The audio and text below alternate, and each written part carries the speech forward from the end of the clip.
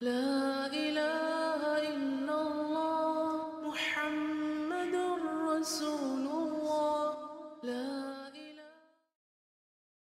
السلام علیکم ورحمۃ اللہ وبرکاتہ۔ کیا حال ہے سب کا؟ الحمدللہ، نحمده ونصلی علی رسولہ الکریم، اما بعد فاعوذ باللہ من الشیطان الرجیم، بسم اللہ الرحمن الرحیم، رب اشرح لی صدری ویسر لی امری واحلل عقدۃ من لسانی یفقہوا قولی۔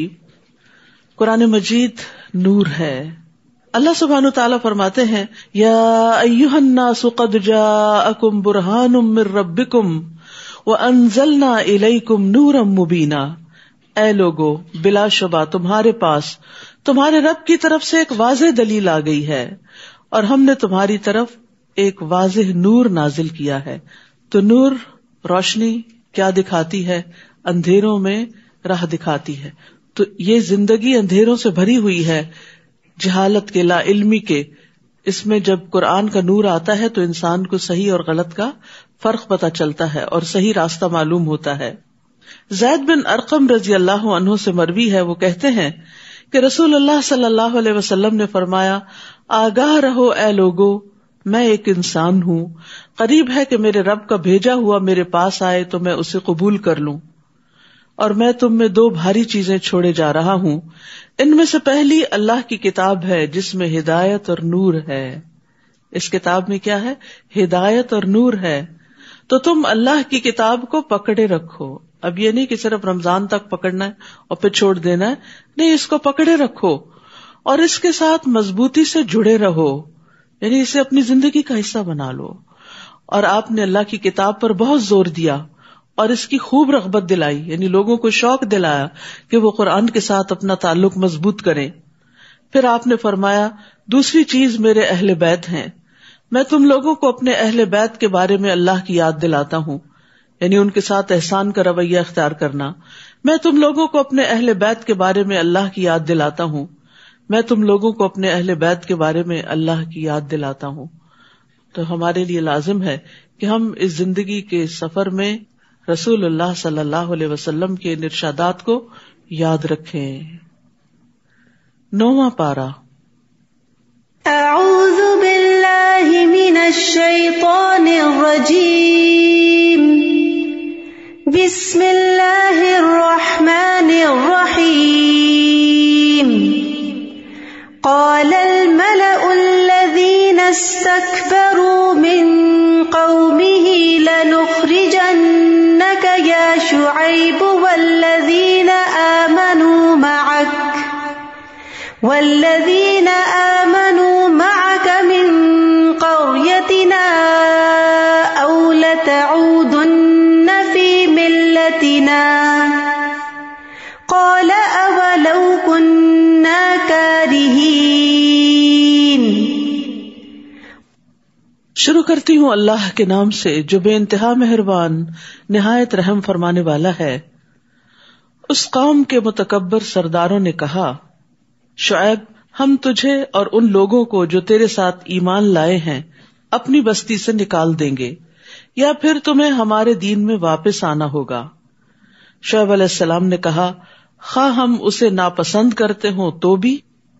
تو ہم دیکھتے ہیں کہ ہر نبی کی مخالفت اس قوم کے بڑے بڑے لوگوں نے کی، ایلیٹ کلاس نے کی، اور اس کی بنیادی وجہ کیا تھی کہ وہ اپنے آپ کو بڑا سمجھتے تھے۔ وہ سمجھتے تھے کہ اگر نبوت بھی آنی تھی تو اس کے حقدار ہم زیادہ تھے، ہمارے پاس یہ سب کچھ آنا چاہیے تھا، ہم لوگوں کو گائیڈ کرتے، اور اب چونکہ نبوت کسی اور کے پاس آ گئی ہے تو ہم اس کی پیروی کرنے والے نہیں۔ تو متکبر لوگوں کا طریقہ کار ایک ہی جیسا ہوتا ہے، وہ ناحق طریقے سے جھگڑا اور بحث کرتے ہیں، اور اگر اس پہ بے بس ہو جاتے ہیں تو دھمکیوں پہ اتر آتے ہیں۔ اور یہاں پر وہ دھمکیاں دے رہے ہیں کہ ہم تمہیں اپنی قوم سے نکال دیں گے، اپنے ملک سے نکال دیں گے، ہم تمہیں اپنے درمیان برداشت نہیں کرتے، اور جو تمہارے اوپر ایمان لے آئے ہیں ان کو بھی نکال دیں گے، یا پھر لازماً تمہیں ہماری ملت میں واپس آنا ہوگا، ہمارے طریقوں کو فالو کرنا ہوگا۔ تو شعیب علیہ السلام نے صرف اتنا کہا، اولو کننا کارہین، کیا پھر بھی اگر ہم اسے ناپسند کرتے ہوں، کیونکہ اہل ایمان کے لیے ایمان کو چھوڑنا، دین کو چھوڑنا، دین کے طریقے کو چھوڑنا انتہائی ناپسندیدہ ہوتا ہے، اور جس شخص کو ایمان کی حلاوت ایک دفعہ نصیب ہو جاتی ہے پھر وہ ایمان کو ترک نہیں کرتا۔ انس رضی اللہ عنہ سے روایت ہے کہ نبی صلی اللہ علیہ وسلم نے فرمایا، 3 باتیں جس کسی میں ہوں گی وہ ایمان کی مٹھاس پا لے گا، یہ کہ اللہ اور اس کا رسول اس کے نزدیک ہر چیز سے زیادہ محبوب ہوں، اور یہ کہ آدمی جس کسی سے محبت کرے صرف اللہ کے لیے کرے، کوئی دنیا کا لالچ بیچ میں نہ ہو، اور یہ کہ کفر میں دوبارہ لوٹنے کو اس طرح ناپسند کرے جیسا کہ وہ آگ میں پھینکے جانے کو ناپسند کرتا ہے، یعنی اسلام سے پھر مرتد ہو کے کفر کی طرف جانا اس کے لیے ایسے ہی ہو جیسے جہنم میں جانا ہے۔ قد افترینا علی اللہ کذبا ان عدنا فی ملتکم بعد اذ نجانا اللہ منہا، اگر ہم تمہارے دین میں دوبارہ چلے جائیں، تمہارے دین میں، کیونکہ انبیاء کا شرک والا دین کبھی نہیں رہا، تو اس کا مطلب یہ ہوگا کہ ہم نے اللہ پر جھوٹ باندھا تھا، یعنی جو کچھ ہم تمہیں کہہ رہے تھے وہ بالکل غلط بات تھی، جبکہ اللہ اس سے ہمیں نجات دے چکا ہے، ہم سے یہ ممکن نہ ہوگا کہ ہم اس میں دوبارہ چلے جائیں، الا یہ کہ ہمارے رب کی ایسی ہی مشیت ہو۔ ہمارے رب نے علم سے ہر چیز کا احاطہ کر رکھا ہے، ہم اللہ ہی پر بھروسہ کرتے ہیں۔ علی اللہ توکلنا ربنا افتح بیننا وبین قومنا بالحق وانت خیر الفاتحین، اور پھر دعا کی، اے ہمارے رب، ہمارے اور ہماری قوم کے درمیان انصاف سے فیصلہ کر دے، اور تو ہی سب سے بہتر فیصلہ کرنے والا ہے۔ یہاں پر ہم دیکھتے ہیں کہ ایک نبی بھی اپنے نیک عمل پر، اپنے ایمان پر غرور نہیں کرتے۔ انسان کو کبھی یہ نہیں سوچنا چاہیے کہ نیکی کی آج جس حالت پر میں ہوں یا ایمان کے جس درجے پر ہوں، بس یہ اس پر تو مجھے ہمیشگی حاصل ہو گئی، نہیں، الا ان یشاء اللہ، یہ اللہ ہی کے فضل سے ہوا، اور اس پر اس وقت تک قائم رہوں گا جب تک اللہ چاہے گا۔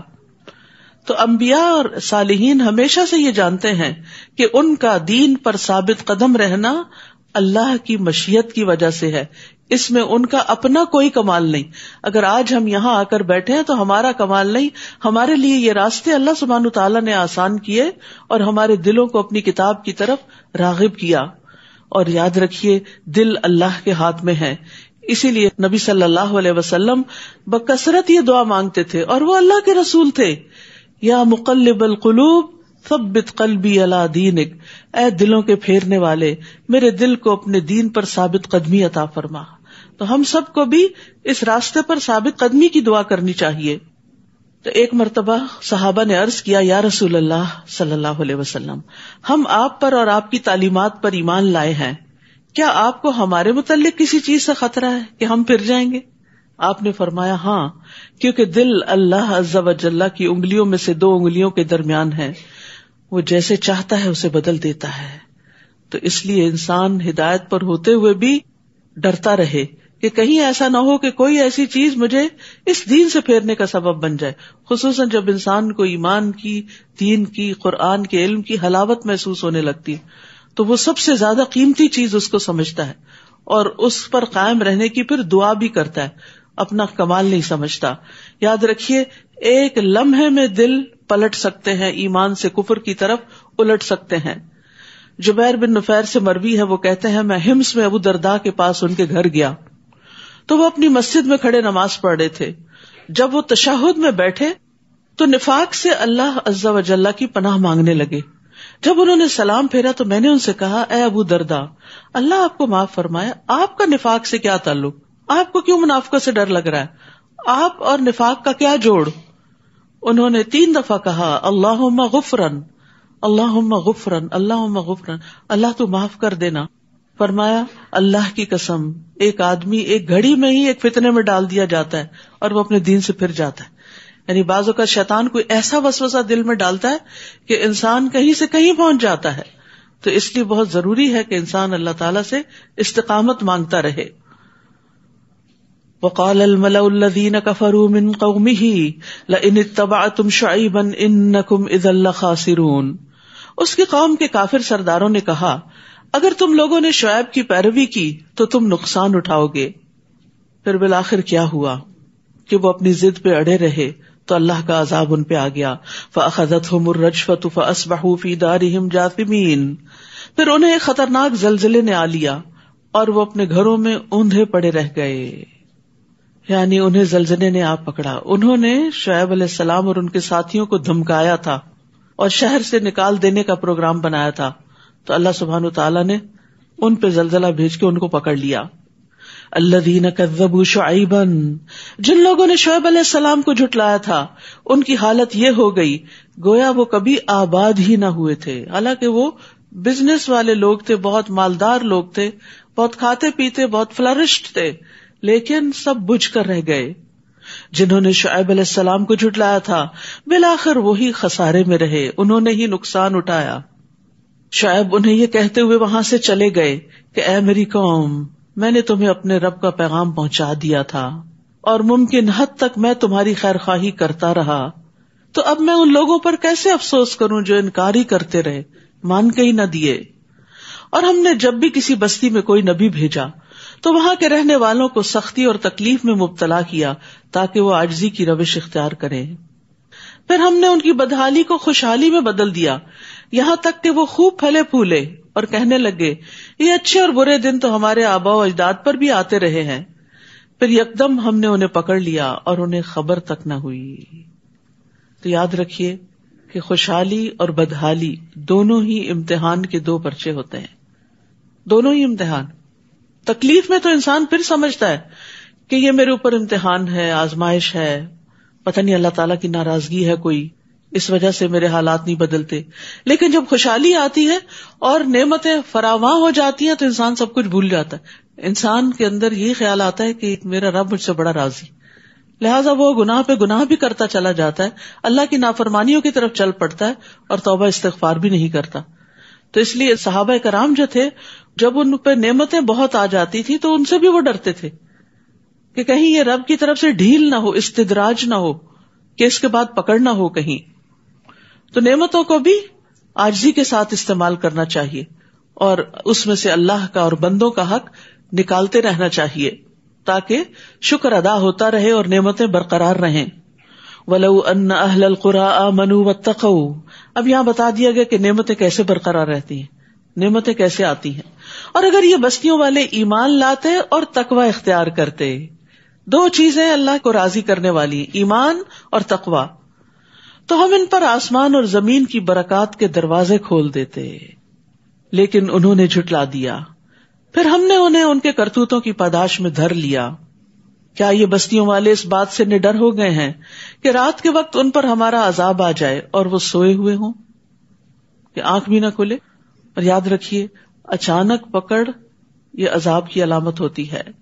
یا وہ اس بات سے نڈر ہو گئے ہیں کہ چاشت کے وقت ان پر ہمارا عذاب آئے اور وہ کھیل رہے ہوں, یعنی ہسل بسل شروع ہو گئی ہو, لوگ اپنے کاموں کے لیے بھاگ دوڑ کر رہے ہوں, یعنی کسی بھی وقت آ سکتا ہے, کسی بھی وقت پکڑ ہو سکتی ہے. کیا یہ لوگ اللہ کی چال سے بے خوف ہو گئے ہیں؟ حالانکہ اللہ کی چال سے وہی قوم بے خوف ہوتی ہے جو نقصان اٹھانے والی ہو.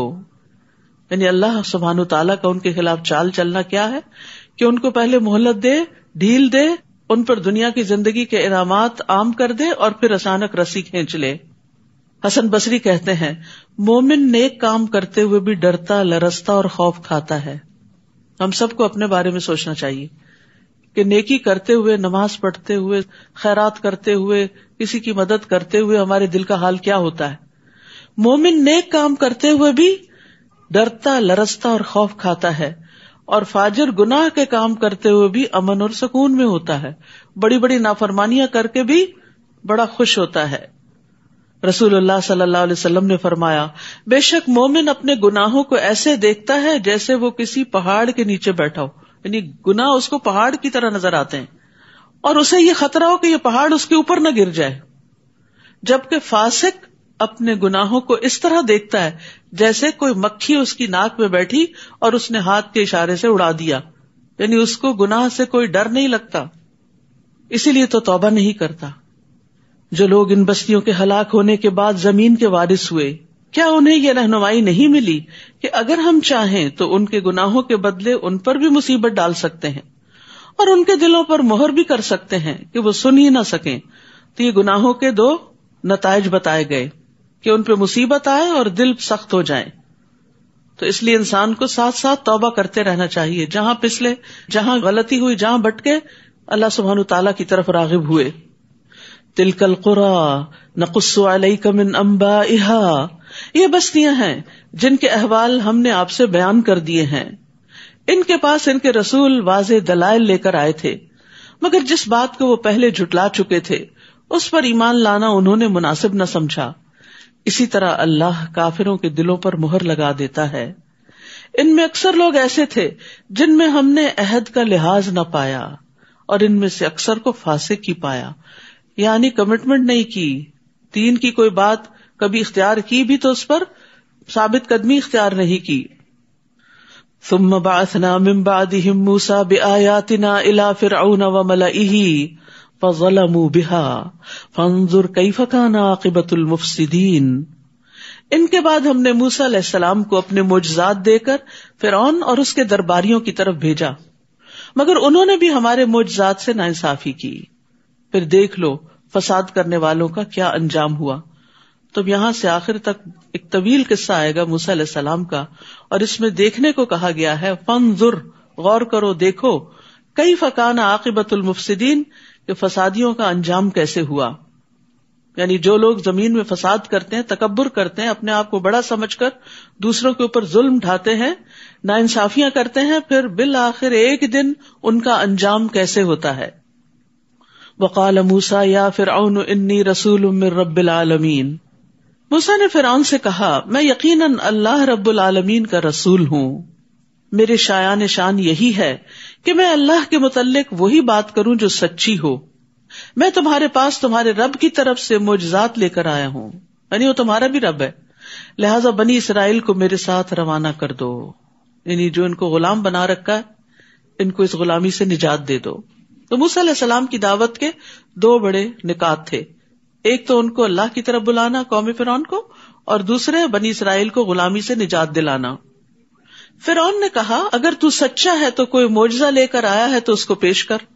چنانچہ موسیٰ علیہ السلام نے اپنا عصا ڈال دیا تو وہ فوراً ہو بہو ایک اژدہا بن گیا، بہت بڑا سانپ بن گیا، اور بغل سے اپنا ہاتھ نکالا تو وہ دیکھنے والوں کو چمکدار دکھائی دینے لگا. فرعون کی قوم کے سرداروں نے کہا یہ تو بڑا ماہر جادوگر ہے، وہ چاہتا ہے کہ تمہیں تمہارے ملک سے نکال دے، اب تم کیا مشورہ دیتے ہو؟ پھر انہوں نے فرعون سے کہا کہ موسیٰ اور اس کے بھائی کے معاملے کو التوا میں رکھو اور شہروں میں اپنے آدمی بھیج دو جو ہر ماہر جادوگر کو اکٹھا کر کے تیرے پاس لے آئیں. چنانچہ جادوگر فرعون کے پاس آ گئے اور کہنے لگے اگر ہم غالب رہے تو ہمیں کچھ صلہ بھی ملے گا. نبی جو ہوتا ہے وہ قوم کا خیر خواہ ہوتا ہے، وہ لوگوں سے کوئی اجر و ثواب نہیں چاہتا، یعنی لوگوں سے کوئی بدلہ نہیں چاہتا، اس کا اجر و ثواب اللہ کے ذمہ ہوتا ہے. اس کے برعکس جادوگر جادو کا کاروبار کیوں چلاتے ہیں؟ تاکہ دنیا کما سکیں. اسی لیے فرعون کے پاس جب موسیٰ علیہ السلام آئے تو انہوں نے ان کو اللہ کا پیغام سنایا اور کسی اجر کی توقع نہیں رکھی، لیکن جادوگر آئے تو انہوں نے انعام مانگا کہ اچھا موقع ہے، آج فرعون کو ہماری ضرورت پڑی ہے تو اس سے کچھ بھرپور فائدہ اٹھایا جائے. چنانچہ جادوگر فرعون کے پاس آ گئے اور کہنے لگے اگر ہم غالب رہے تو ہمیں کچھ صلہ بھی ملے گا. فرعون نے کہا ہاں، اور میرے دربار میں منصب بھی ملیں گے. پھر مقابلے کے وقت جادوگر کہنے لگے موسیٰ تم ڈالتے ہو یا ہم ڈالیں؟ موسیٰ نے کہا تم ہی ڈالو. پھر جب انہوں نے اپنی رسیاں وغیرہ پھینکی تو انہوں نے لوگوں کی آنکھوں پر جادو کر دیا اور انہیں دہشت زدہ کر دیا اور بڑا زبردست جادو بنا لائے.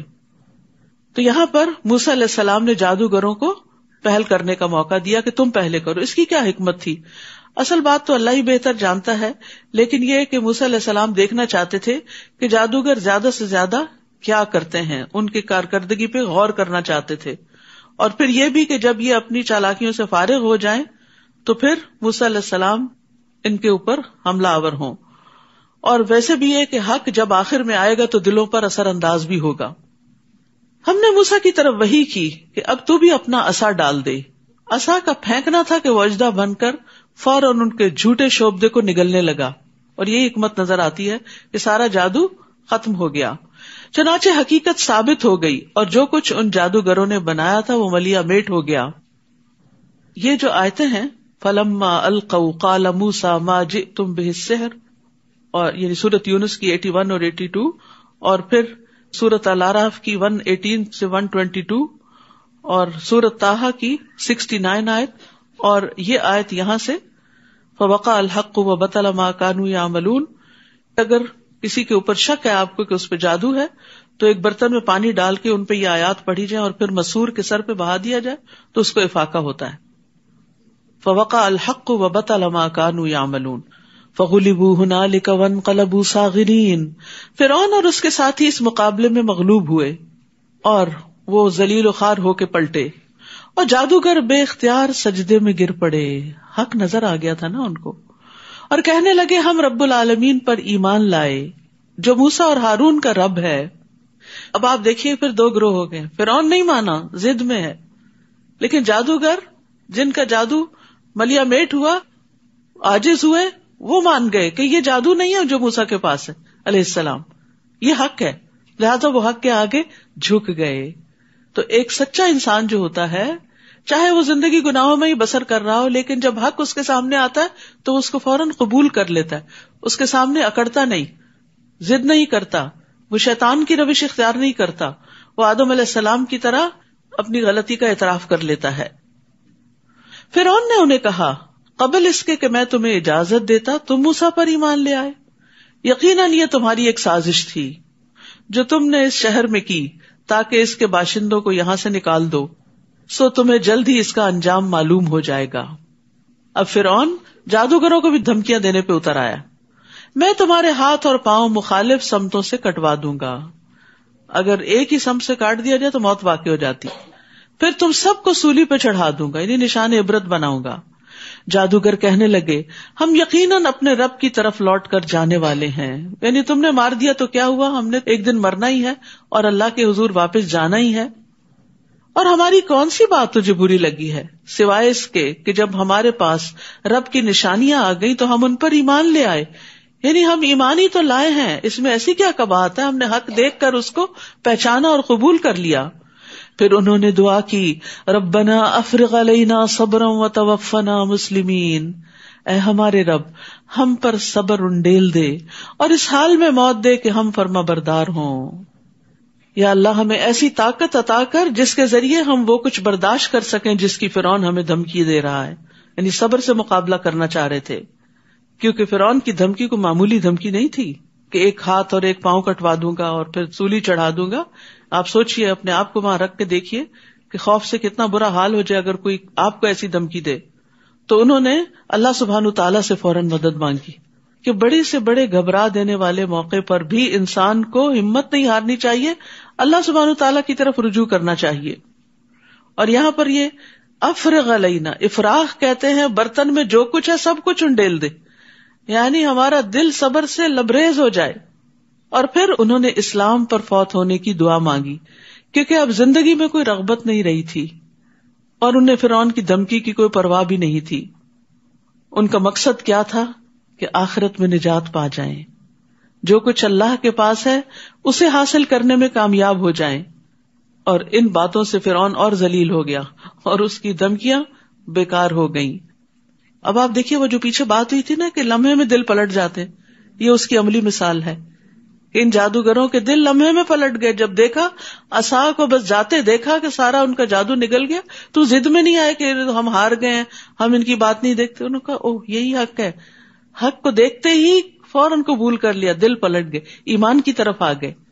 اور پھر ایمان جب آیا تو اس کی روشنی سے انہیں جو سب سے بڑی فکر لگی وہ آخرت کی تھی، پھر ان کی دھمکیوں کی بھی نہیں، اس کے مقابلے میں صبر مانگ لیا، لیکن اصل میں آخرت کی کامیابی مانگی. اصل ایمان ہی اس شخص کا سچا ہے جس کو اپنی آخرت کی فکر ہوتی ہے کہ کسی بھی میرے کام کا انجام وہاں کیا ہوگا، آگے کیا بنے گی، جو ہمیشہ کی زندگی ہے. وقال الملأ من قوم فرعون اتذر موسى وقومه ليفسدوا في الارض، اور فرعون کی قوم کے سردار فرعون سے کہنے لگے کیا تو موسیٰ اور اس کی قوم کو یوں ہی چھوڑ دے گا کہ زمین میں فساد مچاتے پھریں اور تجھے اور تیرے معبودوں کو چھوڑ دیں. وہ کہنے لگا میں ان کے بیٹوں کو مروا ڈالوں گا اور بنی اسرائیل کو اور دھمکی، اور ان کی عورتوں کو زندہ رہنے دوں گا اور ہمیں ان پر پوری قدرت حاصل ہے.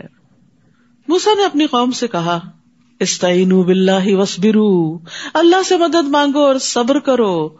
سبحان اللہ، وہی بات جو جادوگروں نے جو ایمان لے آئے تھے کہی، اور یہاں بھی وہی ایمان اور صبر کی بات ہے، اللہ سے مدد مانگنے کی بات ہے اور صبر کرنے کی. یاد رکھیے ہر مشکل میں، چھوٹی ہو یا بڑی، سب سے پہلے ہمارے دل میں اللہ سبحانہ وتعالیٰ کا خیال آنا چاہیے اور اس سے دعا کرنی چاہیے، اور مشکل کا مقابلہ کرنے کے لیے اللہ سے مدد مانگنی چاہیے. سورۃ البقرہ میں بھی ہم نے پڑھا کہ وَاسْتَعِینُوا بِالصَّبْرِ وَالصَّلَاةِ، تو صلاۃ جو ہے، نماز، یہ اللہ سے دعا مانگنے کا بہترین ذریعہ ہے.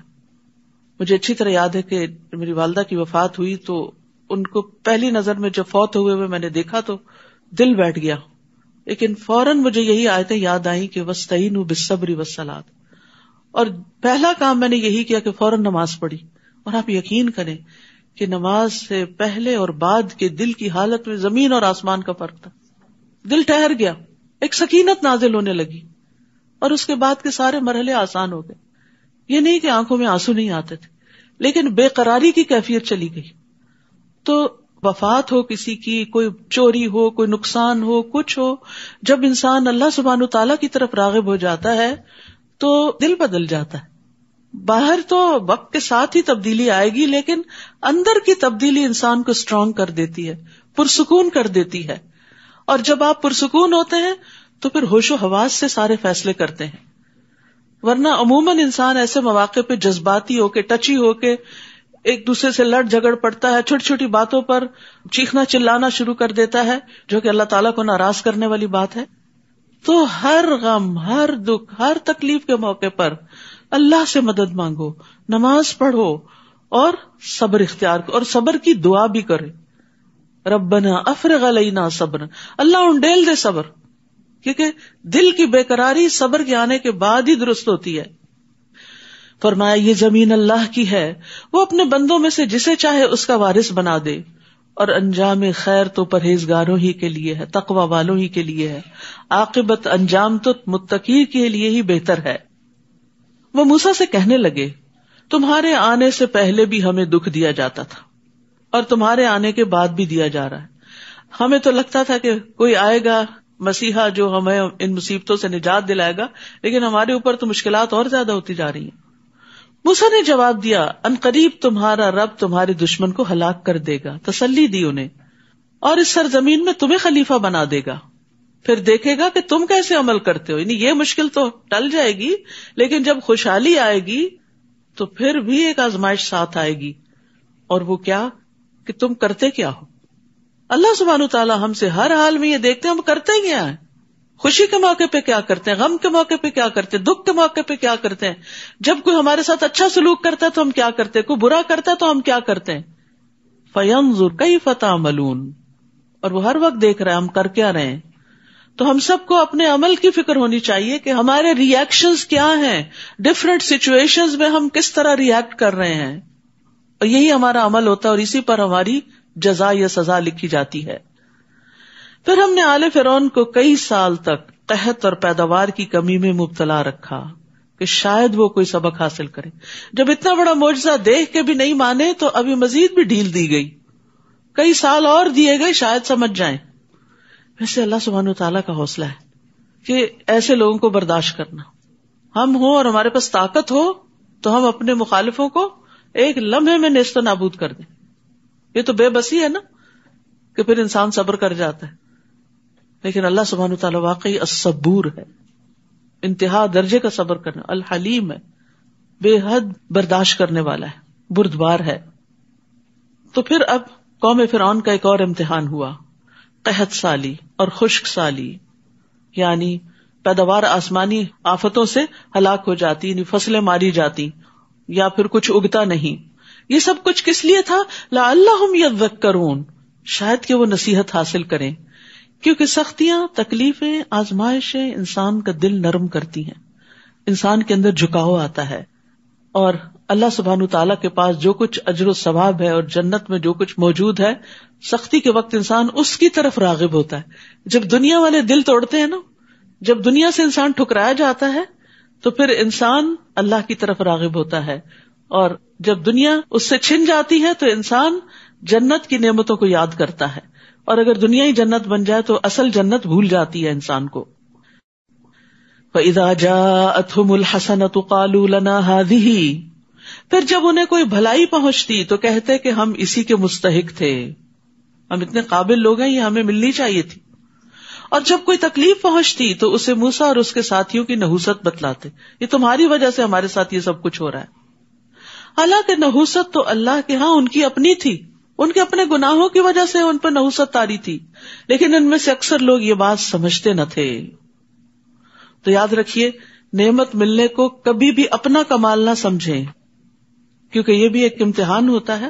اور انسان کبھی نہ کہے یہ چیز مجھے علم کی بنا پہ ملی، یہ طاقت کی بنا پہ ملی، یہ فلاں میری قابلیت اور ذہانت کی وجہ سے مجھے مل گئی. اکثر ایسا ہوتا ہے جب کوئی اچیومنٹ ہوتی ہے نا تو ہم سب بھول جاتے ہیں اور خود کریڈٹ لینے کی کوشش کرتے ہیں. یعنی ایک پروجیکٹ جو سانجا ہوتا ہے نا، تو پھر جب کوئی اس کا اچھا نتیجہ نکلتا ہے تو ہر ایک کہتا ہے وہ میں نے کہا تھا نا، یہ میرا مشورہ تھا. کوئی کہتا ہے فلاں چیز مجھے اس وقت سوج گئی تھی تو اس وجہ سے یہ ہو گیا. یعنی ہر شخص چاہتا ہے کہ وہ اس کو اپنا کمال بتائے. تو ہمارے منہ سے کیا لفظ نکلنا چاہیے؟ یہ اللہ کا فضل ہے، ھذا من فضل ربی، یہ اللہ کا انعام ہے، اللہ نے توفیق دی، اللہ نے سجھایا، اللہ نے یہ راہ دکھائی. پھر انسان شکر گزار ہوتا ہے، جس سے وہ نعمت بھی باقی رہتی ہے اور آئندہ بھی نعمتوں میں اضافہ ہوتا ہے. نیز وہ موسیٰ سے کہتے کہ ہمیں مسحور کرنے کے لیے جو بھی معجزہ تو ہمارے پاس لائے گا ہم تیری بات کو ماننے والے نہیں. یعنی پہلے سے ڈیسائیڈ کیا ہوتا، جو مرضی ہو جائے ہم نے نہیں ماننا، میں نہ مانوں. تو جب کوئی انسان یہ رویہ اختیار کر لیتا ہے تو ہدایت سے محروم ہو جاتا ہے. انسان کو کیا کہنا چاہیے؟ ہاں اگر کوئی دلیل ہوگی تو میں ضرور مان لوں گا. آخر ہم نے ان پر طوفان، ٹڈیاں، جوئیں، مینڈک اور خون کا عذاب ایک ایک کر کے مختلف وقتوں میں نشانیوں کے طور پہ بھیجا. اب دیکھیے کہ طوفان عذاب ہوتے ہیں، گھر تباہ ہو جاتے ہیں، فصلیں تباہ ہو جاتی ہیں. ٹڈی دل جو ہوتے ہیں یہ فصلوں کو تباہ کر دیتے ہیں. جوئیں نفرت انگیز چیز ہوتی ہیں کہ انسان کی نیند سکون حرام کر دیتی ہیں اور ایک گندگی کا سمبل ہوتی ہیں. مینڈک ان کے کھانوں میں، ان کے گھروں میں، ان کے بستروں میں ہر جگہ اچھلتے پھرتے تھے. خون کا عذاب ایک تو یہ کہ ان کے پانی میں خون مل گیا، دوسرا یہ کہا جاتا ہے کہ ان کو نکسیر کی بیماری لاحق ہو گئی کہ ناک سے خون گرتا رہتا تھا. تو یہ مختلف عذاب وقتاً فوقتاً ان کے اوپر آئے، پھر بھی وہ اکڑے ہی رہے. استغفر اللہ، کیسے سخت دل لوگ تھے کہ کسی مصیبت پہ جھکے نہیں، کیونکہ وہ تھے ہی مجرم لوگ. اور جب ان پر کوئی عذاب آ پڑتا تو کہتے موسیٰ تیرے رب نے تجھ سے جو دعا قبول کرنے کا عہد کیا ہوا ہے تو ہمارے لیے دعا کر، تو دعا کر. بنی اسرائیل بھی موسیٰ علیہ السلام سے دعا کرواتی اور فرعونی بھی کہتے تو دعا کر، خود نہیں راغب ہوتے. خود دعا کرنا سب سے افضل ہوتا ہے کیونکہ انسان کا اپنے رب کے ساتھ ایک تعلق مضبوط ہوتا ہے اور یہ عبادت کا نچوڑ ہے، یہ عبادت کی قسم ہے. تو وہ دعا کرواتے اگر تو ہم سے عذاب کو دور کر دے گا تو ہم یقیناً تجھ پر ایمان لے آئیں گے اور بنی اسرائیل کو تیرے ساتھ روانہ کر دیں گے، یعنی کو آزاد کر دیں گے. پھر جب ہم ان سے وہ عذاب ایک مدت تک ہٹا دیتے تو وہ عہد توڑ دیتے، پھر اسی ڈگر پہ آ جاتے. آخر کار ہم نے ان سے انتقام لیا اور انہیں سمندر میں غرق کر دیا، ڈبو دیا، کیونکہ وہ ہماری آیات کو جھٹلاتے اور ان سے لاپرواہی برتتے تھے. وَكَانُوا عَنْهَا غَافِلِينَ، یعنی ان کو ڈبونے کی وجہ کیا تھی؟ ایک تو آیات کی تکذیب اور دوسرے غفلت، یعنی کسی چیز کو یاد کرنے سے ذہن کا بہک جانا اور یہاں جان بوجھ کے غفلت اختیار کرنا. یعنی انہوں نے آیات میں غور و فکر کرنے سے روگردانی کی اور جو نشانیاں اللہ نے بھیجی تھی موسیٰ علیہ السلام کے ذریعے ان کے اوپر توجہ نہ دی. پھر ہم نے ان کا وارث ان لوگوں کو بنایا جو کمزور سمجھے جاتے تھے. وہ کون تھے؟ بنی اسرائیل. اور اس سرزمین کا وارث بھی بنایا جس کے مشرق و مغرب میں ہم نے برکت رکھی ہوئی ہے، فلسطین. اور بنی اسرائیل کے حق میں آپ کے رب کا اچھا وعدہ پورا ہو گیا کیونکہ انہوں نے صبر کیا تھا. بما صبروا، حدیث میں آتا ہے وَاعْلَمْ أَنَّ النَّصْرَ مَعَ الصَّبْرِ، جان رکھو کامیابی صبر کے ساتھ ہے، صبر کے ساتھ ہے. اور صبر کیا ہے؟ ٹھہر جانا، رک جانا، منفی ری ایکشن سے بچنا. اور فرعون اور اس کی قوم جو کچھ عمارتیں بناتے اور انگوروں کے باغ بیلوں پہ چڑھاتے تھے سب کو ہم نے تباہ کر دیا. کوئی ان کی دیکھ بھال کرنے والا ہی نہ رہا، سارے ڈوب گئے، کوئی ان کی زبان پڑھنے والا نہ رہا. اب ہزاروں سال کے بعد اس کو کنفیگر کیا جا رہا ہے کہ یہ کیا لکھا ہوا ہے, یہ سب کچھ کس چیز کا سمبل ہے, کیونکہ کوئی بھی نہ بچا کہ جو اس ورثے کو سنبھالتا. وجاوزنا ببنی اسرائیل البحر فاتوا علی قوم یعکفون علی اصنام لہم, اور جب ہم نے بنی اسرائیل کو سمندر سے پار اتارا تو وہ ایک ایسی قوم کے پاس آئے جو اپنے بتوں کی عبادت میں لگے ہوئے تھے. کہنے لگے موسیٰ ہمیں بھی ایک ایسا الہ بنا دو جیسے ان لوگوں کا الہ ہے. موسیٰ نے کہا تم بڑے جاہل لوگ ہو, بہت ناسمجھ ہو. اللہ نے تمہیں فرعون جیسے ظالم سے نجات دی اور تم وہاں سے نکل کے آزاد ہو کے اللہ ہی کے ساتھ شرک کرنے لگے ہو. ایسا کیوں کہا تم نے؟ اصل میں بنی اسرائیل اگرچہ مسلمان قوم تھی لیکن طویل عرصے تک فرعونیوں کی غلامی کی وجہ سے ان کی معاشرت سے متاثر ہو چکی تھی, ان کے طریقہ عبادت وغیرہ سے. تو ان کے ہاں گائے کی پوجا ہوتی تھی, تو انہوں نے بھی کہا کہ ہمیں بھی ایسا ہی کوئی بت بنا دیا جائے.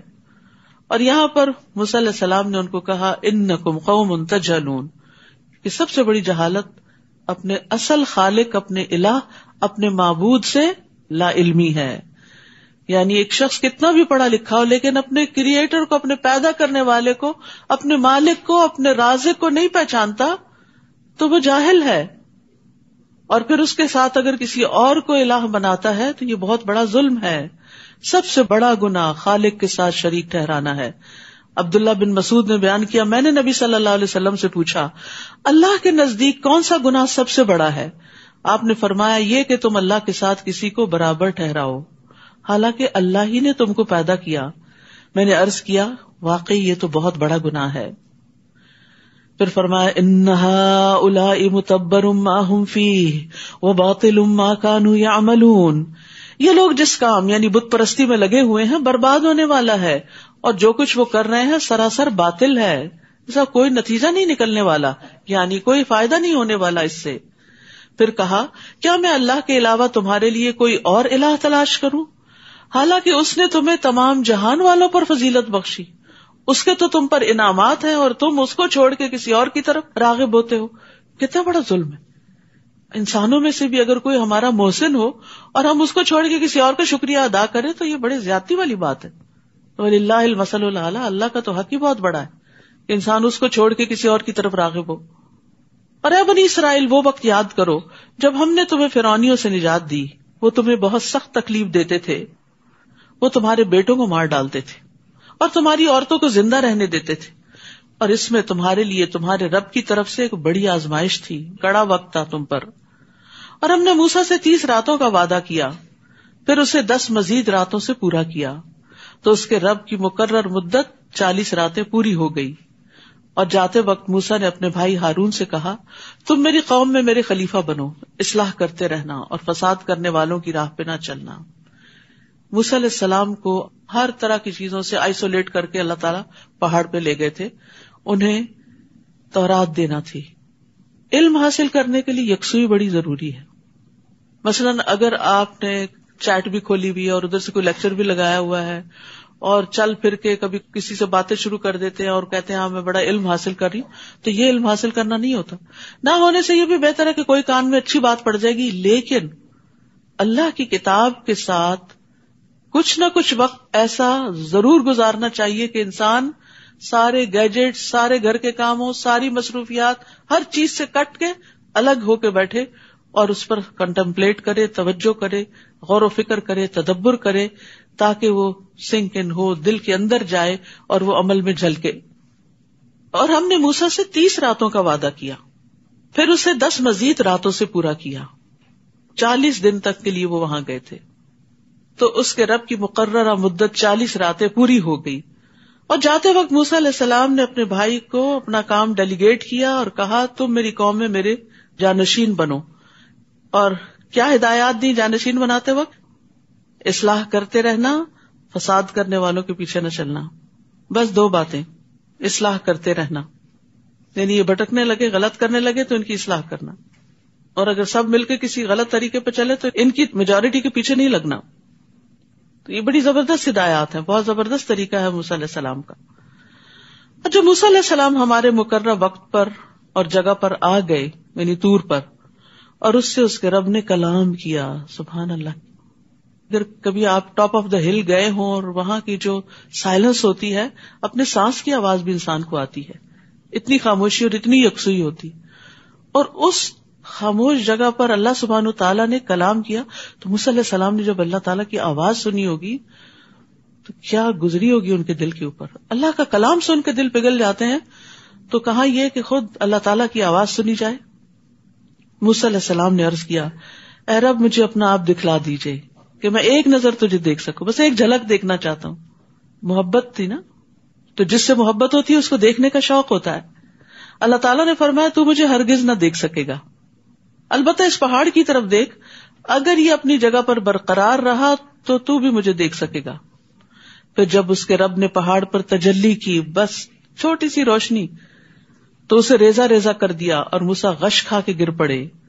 پھر جب انہیں کچھ افاقہ ہوا تو کہنے لگے، سبحانک تبت الیک وانا اول المؤمنین، پاک ہے تیری ذات، میں تیرے حضور توبہ کرتا ہوں اور میں سب سے پہلا ایمان لانے والا ہوں. تو پہاڑ جیسی مضبوط اور سخت چیز بھی اللہ سبحانہ تعالیٰ کا دیدار نہیں کر سکتی، تو انسان تو بڑی کمزور چیز ہے. تو موسیٰ علیہ السلام نے پہاڑ کو دیکھا کہ وہ اپنے اوپر قابو نہیں پا سکا اور پہاڑ گر کر ٹوٹ پڑا. تو جب موسیٰ علیہ السلام نے دیکھا کہ پہاڑ ٹوٹ رہا ہے، کریش ہو رہا ہے، تو وہ بھی بے ہوش ہو کے گر پڑے، بے ہوش ہو گئے. انس رضی اللہ عنہ کہتے ہیں کہ نبی صلی اللہ علیہ وسلم نے اس آیت کی تفسیر میں فرمایا کہ چنگلیاں ہوتی ہے سب سے چھوٹی انگلی کہ ایک کنارے کے برابر میں سے ایک ٹپ جتنی تجلی ظاہر ہوئی تھی، پہاڑ دھنس گیا اور موسیٰ بے ہوش ہو کے گر پڑے. موسیٰ اسی پہاڑ پہ تھے. آپ نے اپنے ہاتھ کی نصف خنجر انگلی کے ساتھ اشارہ فرمایا. قال سبحانک تبت الیک، یہ موسیٰ علیہ السلام کی عاجزی تھی کہ عاجزی کے ساتھ اپنے رب کی طرف رجوع کیا کہ یار مجھے ایسا مطالبہ نہیں کرنا چاہیے تھا. حالانکہ بظاہر دیکھا جائے تو اس میں کوئی غلط بات نہیں تھی، یعنی انسان کے اندر جو شوق آتا ہے یا جو دل کے اندر محبت ہوتی ہے تو انسان اپنے رب سے ہر چیز مانگ لیتا ہے، تو اس سے اس کا دیدار مانگ لیا. لیکن دنیا میں یہ ممکن نہیں. ہاں آخرت میں اللہ سبحانہ تعالیٰ اپنے پیارے بندوں کو جو اللہ پر ایمان رکھتے ہیں، اس سے محبت کرتے ہیں، اس کی اطاعت کرتے ہیں، ان کو اپنا دیدار کروائے گا، اور جب وہ کرائے گا تو انہیں ہر نعمت بھول جائے گی.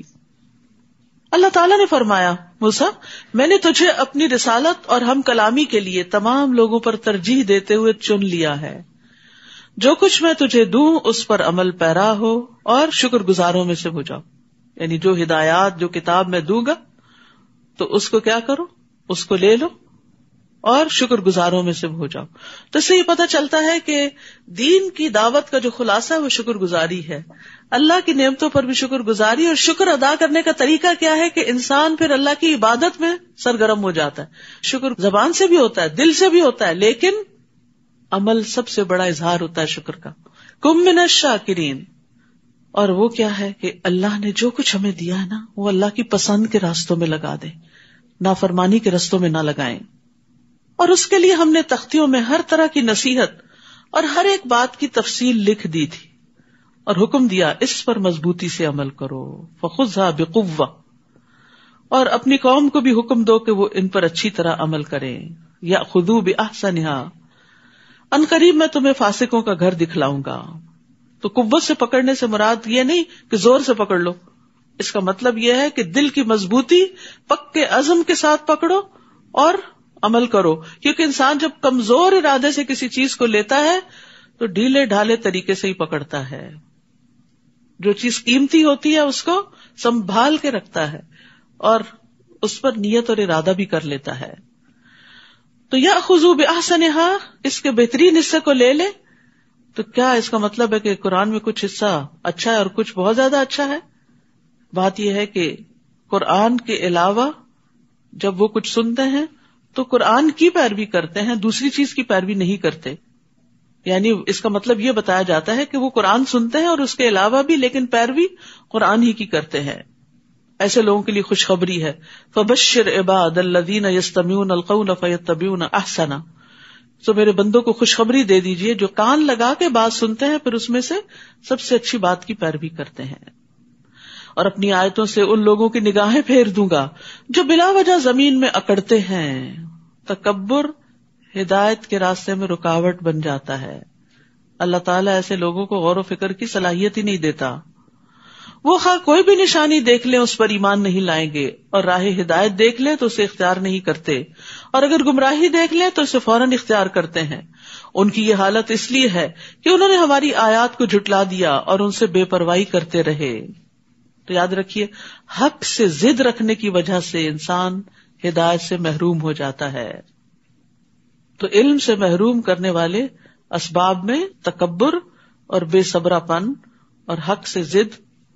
ایک قول ہے کسی کا کہ العلم یدیع بین الحیاء والکبر، علم حیا اور تکبر کرنے والا شخص حاصل نہیں کر سکتا، کہ جو اپنے آپ کو بڑی چیز سمجھے اور ہر چیز کو صرف کریٹیکلی دیکھتا رہے، یہاں یہ غلطی ہے وہاں وہ کمی ہے، وہ پھر اس میں سے موتی نہیں چن سکتا، اس میں سے اچھی بات نہیں اختیار کر سکتا. تو یہ بڑی ڈرانے والی بات ہے. سأصرف عن آیاتی الذین یتکبرون فی الارض بغیر الحق، کہ میں اپنی آیات سے ان لوگوں کو پھیر دوں گا جو زمین میں ناحق تکبر کرتے ہیں، یعنی ان کے دلوں سے قرآن کے فہم کو روک لوں گا. اور جن لوگوں نے ہماری آیات کو اور آخرت کی ملاقات کو جھٹلا دیا ان کے اعمال ضائع ہو گئے، اور انہیں وہی کچھ بدلہ دیا جائے گا جو کام وہ دنیا میں کرتے رہے. موسیٰ علیہ السلام کے طور پر جانے کے بعد اس کی قوم نے اپنے زیوروں سے ایک بچڑے کا جسم یعنی پتلا بنا لیا جس میں سے بیل کی آواز نکلتی تھی. ان لوگوں نے یہ نہ دیکھا کہ وہ نہ تو کوئی ان سے بات کرتا ہے نہ ہی ان کو راستہ دکھا سکتا ہے، پھر بھی انہوں نے اسے الہ بنا لیا، اور وہ تھے ہی نہ سمجھ لوگ. اور جب وہ شرمسار ہوئے اور دیکھا کہ وہ گمراہ ہو گئے ہیں تو کہنے لگے لئن لم یرحمنا ربنا ویغفر لنا لنکونن من الخاسرین، اگر ہمارے رب نے ہم پر رحم نہ کیا اور ہمیں معاف نہ کیا تو ہم برباد ہو جائیں گے.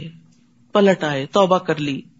اور جب موسیٰ علیہ السلام غصے اور رنج سے بھرے ہوئے اپنی قوم کی طرف واپس آئے، وہ 40 دن کے بعد، تو انہیں کہا تم لوگوں نے میرے بعد بہت بری جانشینی کی، تمہیں کیا جلدی پڑی تھی کہ اپنے رب کے حکم کا انتظار بھی نہ کیا کہ میں آتا اور تمہیں بتاتا کہ رب تم سے کیا چاہتا ہے.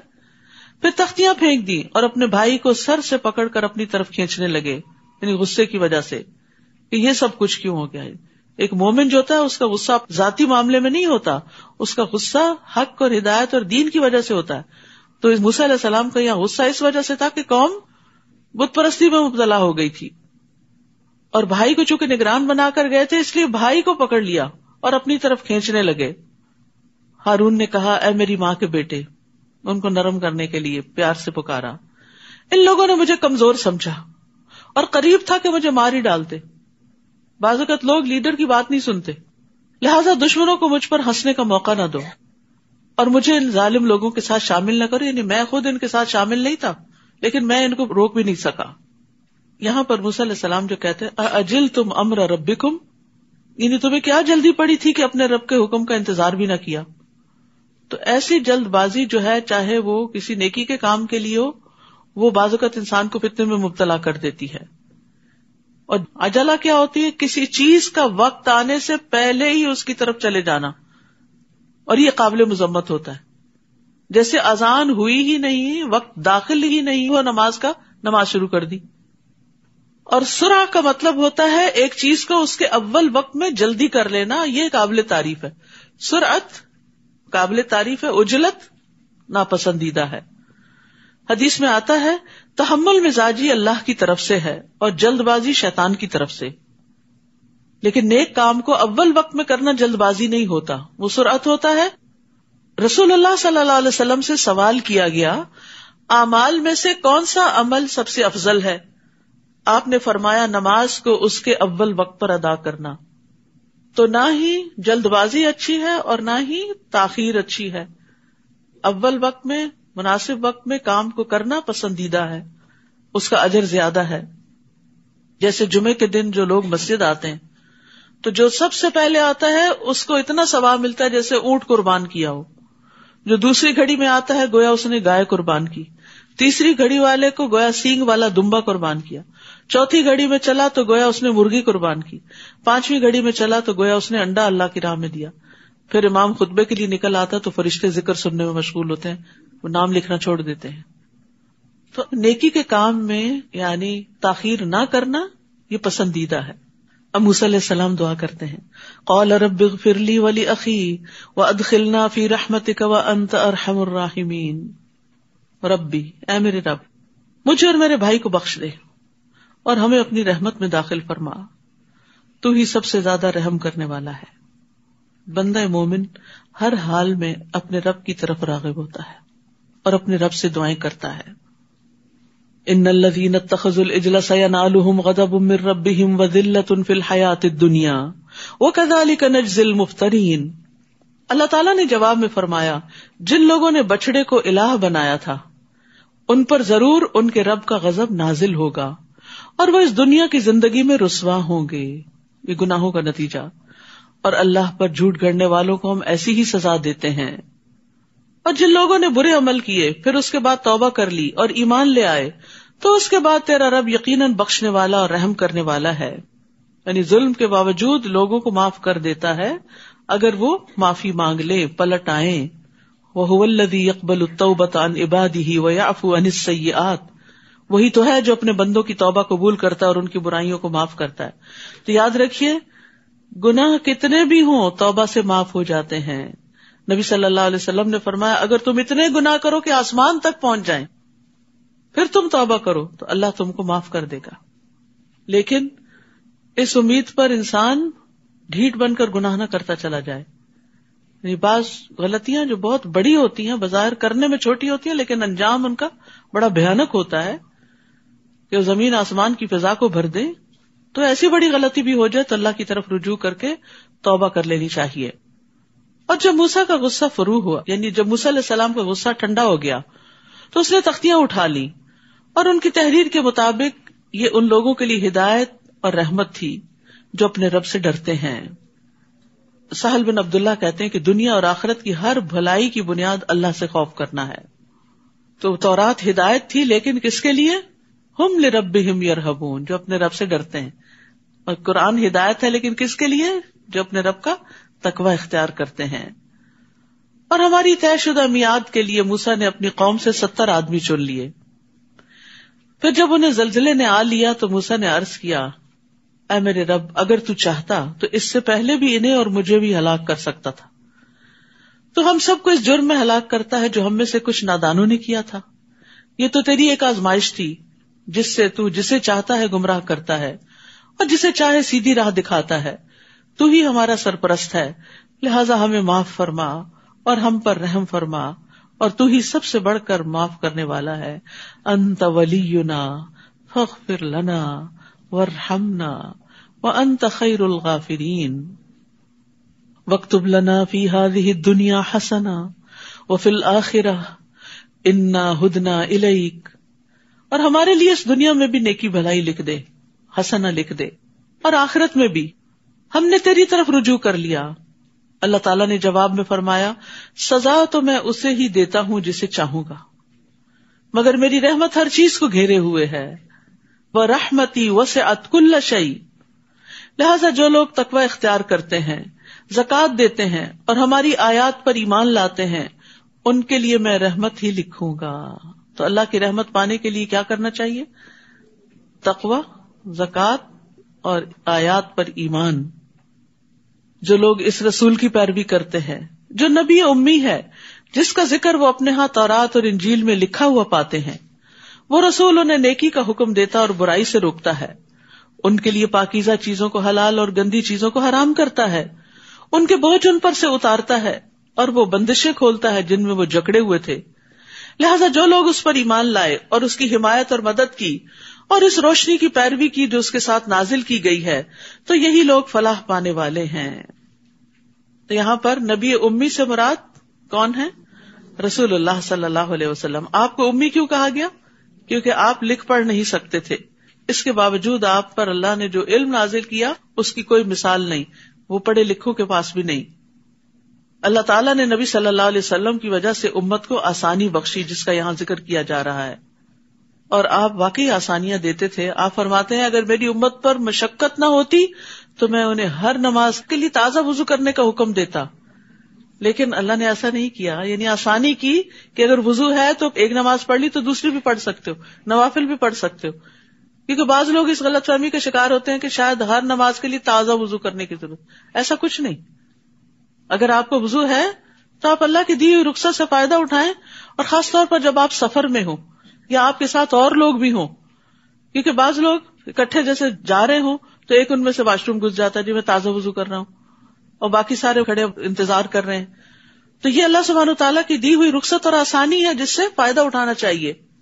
اور اسی طرح مسواک کے بارے میں بھی آتا ہے کہ اگر مشقت نہ ہوتی تو جتنا مسواک کا فائدہ ہے میں ہر نماز کے ساتھ پابندی کر دیتا, لیکن نہیں کی گئی. اسی طرح اور بھی بہت سی پابندیاں ہم سے اٹھا لی گئی جو بنی اسرائیل پر تھی. قُلْ يَا أَيُّهَا النَّاسُ إِنِّي رَسُولُ اللَّهِ إِلَيْكُمْ جَمِيعًا, آپ کہہ دیجئے لوگو میں تم سب کی طرف اللہ کا رسول ہوں. یاد رکھیے ہر رسول اپنی اپنی قوم کی طرف بھیجا گیا, لیکن محمد صلی اللہ علیہ وسلم سب کی طرف بھیجے گئے. قیامت کے دن تک آپ کی رسالت سب کے لیے ہے. دنیا کے ہر ملک, ہر کانٹیننٹ, ہر علاقے, ہر رنگ, ہر زبان بولنے والوں کے لیے آپ سب کے رسول ہیں. میں تم سب کی طرف اس اللہ کا رسول ہوں جو آسمانوں اور زمین کی سلطنت کا مالک ہے, اس کے سوا کوئی الہ نہیں, وہی زندہ کرتا ہے اور موت دیتا ہے. لہٰذا اللہ اور اس کے رسول نبی امی پر ایمان لے آؤ. جو اللہ اور اس کے ارشادات پر ایمان لاتا ہے اور اسی کی پیروی کرو, امید ہے کہ تم راہ راست پالو گے. رسول اللہ صلی اللہ علیہ وسلم نے فرمایا, پہلے انبیاء خاص اپنی قوموں کی طرف بھیجے جاتے تھے, لیکن مجھے تمام انسانوں کی ہدایت کے لیے بھیجا گیا ہے. رسول اللہ صلی اللہ علیہ وسلم نے فرمایا, آسمان اور زمین کے درمیان جتنی چیزیں ہیں وہ سب جانتے ہیں کہ میں اللہ کا رسول ہوں, سوائے نافرمان جنات اور انسانوں کے, وہ نہیں مانتے. تو لوگوں کی نجات نبی صلی اللہ علیہ وسلم پر ایمان لانے میں ہی ہے. رسول اللہ صلی اللہ علیہ وسلم نے فرمایا, قسم ہے اس ذات کی جس کے ہاتھ میں محمد کی جان ہے, اس امت کا کوئی بھی یہودی اور نصرانی جو میرے بارے میں سنے پھر جس کے ساتھ میں بھیجا گیا ہوں وہ اس پر ایمان نہ لائے تو اس کا ٹھکانہ جہنم والوں میں سے ہوگا. یعنی جس نے سن لیا, جان لیا, اس کے لیے لازم ہو گیا کہ وہ ایمان لے آئے. اور موسیٰ علیہ السلام کی قوم میں ایک گروہ ایسا بھی ہے جو حق کے مطابق ہدایت کرتے اور اسی کے مطابق انصاف کرتے ہیں. اور ہم نے بنی اسرائیل کے 12 قبیلوں کو 12 جماعتیں بنا دیا تھا. اور جب موسیٰ سے اس کی قوم نے پانی مانگا تو ہم نے اسے وحی کی کہ اس چٹان پر اپنا عصا مارو. بہت بڑی چٹان کے اوپر صرف لکڑی کا عصا مارا تو اس چٹان سے 12 چشمے پھوٹ نکلے. سبحان اللہ, یہ معجزہ تھا, یہ اللہ کی قدرت تھی. ورنہ آپ مارے ڈنڈا کسی چٹان پر, ڈنڈا ہی ٹوٹ جائے گا, وہاں سے نکلے گا کچھ نہیں. اور ہر قبیلہ اپنا اپنا گھاٹ بھی جان گیا, سب کو پتا تھا کہ اس نے کہاں سے پانی لینا ہے. یہ تقسیم کار تھی, ورنہ پانی پر تو بہت جھگڑے ہو جایا کرتے ہیں کہ پہلے میری باری اور پہلے میری. نیز ہم نے ان پر بادل کا سایہ کیا اور ان پر من و سلوہ نازل کیا اور فرمایا یہ پاکیزہ چیزیں کھاؤ جو ہم نے تمہیں عطا کی ہیں. اور ان لوگوں نے ہمارا تو کچھ نہ بگاڑا بلکہ خود آپ ہی اپنے اوپر ظلم کر رہے تھے. یعنی جب انہوں نے شکر ادا نہ کیا, فرائض پر عمل نہیں کیا, تو ان سے ہر خیر ختم ہوتی گئی. اور جب بنی اسرائیل سے کہا گیا تھا کہ اس بستی میں آباد ہو جاؤ اور جہاں سے جی چاہے کھاؤ اور دعا کرتے رہو کہ ہمیں معاف کر دے, حتتن, اور دروازے میں سجدہ کرتے ہوئے داخل ہونا, عاجزی سے داخل ہونا, تو ہم تمہاری خطائیں معاف کر دیں گے اور اچھے کام کرنے والوں کو زیادہ بھی دیں گے. یہ اللہ کا فضل ہوتا ہے, صرف غلطیاں معاف نہیں, انعام بھی ساتھ. مگر ان میں سے جو ظالم تھے انہوں نے وہ بات ہی بدل ڈالی جو ان سے کہی گئی تھی. پھر اس کے نتیجے میں ہم نے ان پر آسمان سے عذاب بھیج دیا کیونکہ وہ ظلم کیا کرتے تھے. یعنی جب اللہ اپنے بندے یا بندی پہ کوئی انعام فرماتا ہے اور وہ شکر ادا نہیں کرتا تو پھر وہ اس نعمت کو چھین لیتا ہے, چاہے وہ انسان اس کو پسند کرے یا نہ کرے, یعنی کسی بھی قسم کی نعمت ہو. تو ہمیں ہر نعمت پر اللہ کا شکر ادا کرنا چاہیے, چاہے ہمارے جسم کے اندر نعمتیں ہیں یا پھر مال یا اولاد یا صحت یا کوئی بھی چیز جو اللہ نے ہمیں دی, اور جو بھی راحت, آرام اور سکون اور فیسلٹیز آپ کو ملے اس پر اللہ کا شکر ادا کرتے چلے جائیں. لیکن افسوس یہ کہ ہم زیادہ مشکلات کے بارے میں سوچتے ہیں اور کم وقت نعمتوں کے بارے میں سوچتے ہیں, حالانکہ مشکلات کے مقابلے میں نعمتیں بہت زیادہ ہیں. وَاسْأَلْهُمْ عَنِ الْقَرْيَةِ الَّتِي كَانَتْ حَاضِرَةَ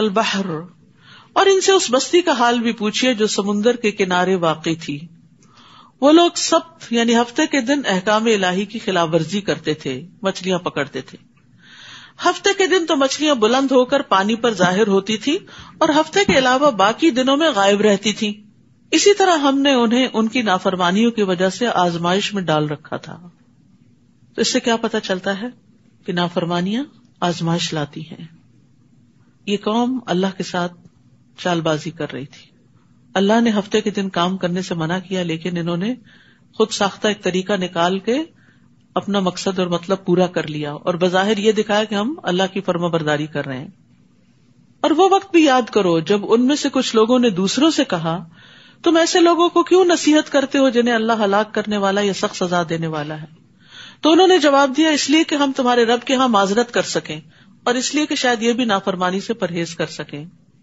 پھر جب انہوں نے اس نصیحت کو بالکل ہی فراموش کر دیا جو انہیں کی جا رہی تھی تو ہم نے ان لوگوں کو تو بچا لیا جو برائی سے روکتے تھے، اور ان لوگوں کو جو ظالم تھے ان کی نافرمانیوں کی وجہ سے بہت برے عذاب میں پکڑ لیا. پھر جب وہ سرکشی کرتے ہوئے وہی کام کرتے رہے جس سے انہیں منع کیا گیا تھا تو ہم نے انہیں حکم دیا کہ ذلیل و خوار بندر بن جاؤ. تو اس بستی میں 3 طرح کے لوگ تھے. ایک وہ جو مچھلیاں پکڑتے تھے، دوسرے جو نہیں پکڑتے تھے اور پکڑنے والوں کو منع بھی کرتے تھے، اور تیسرے جو ان سے کنارہ کش تھے، خود نہیں پکڑتے تھے لیکن منع نہیں کرتے تھے. تو بچایا کن لوگوں کو گیا؟ جنہوں نے مچھلیاں خود بھی نہیں پکڑی اور دوسروں کو بھی منع کیا. تو اس سے یہ پتہ چلتا ہے کہ برائی سے روکنا اللہ کے عذاب سے عافیت کا سبب بنتا ہے، ورنہ انسان اسی میں خود بھی ملوث ہو جاتا ہے اور اللہ کی ناراضگی مول لیتا ہے. اور یاد کرو جب تمہارے رب نے یہ اعلان کیا کہ وہ قیامت کے دن تک بنی اسرائیل پر ایسے لوگ مسلط کرتا رہے گا جو انہیں بدترین عذاب دیتے رہیں. بلا شبہ آپ کا رب مقرر وقت آ جانے کے بعد عذاب دینے میں دیر نہیں کرتا، اور بلا شبہ وہ بخشنے والا اور مہربان بھی ہے. اور ہم نے انہیں ٹکڑے ٹکڑے کر کے زمین میں کئی گروہوں میں تقسیم کر دیا.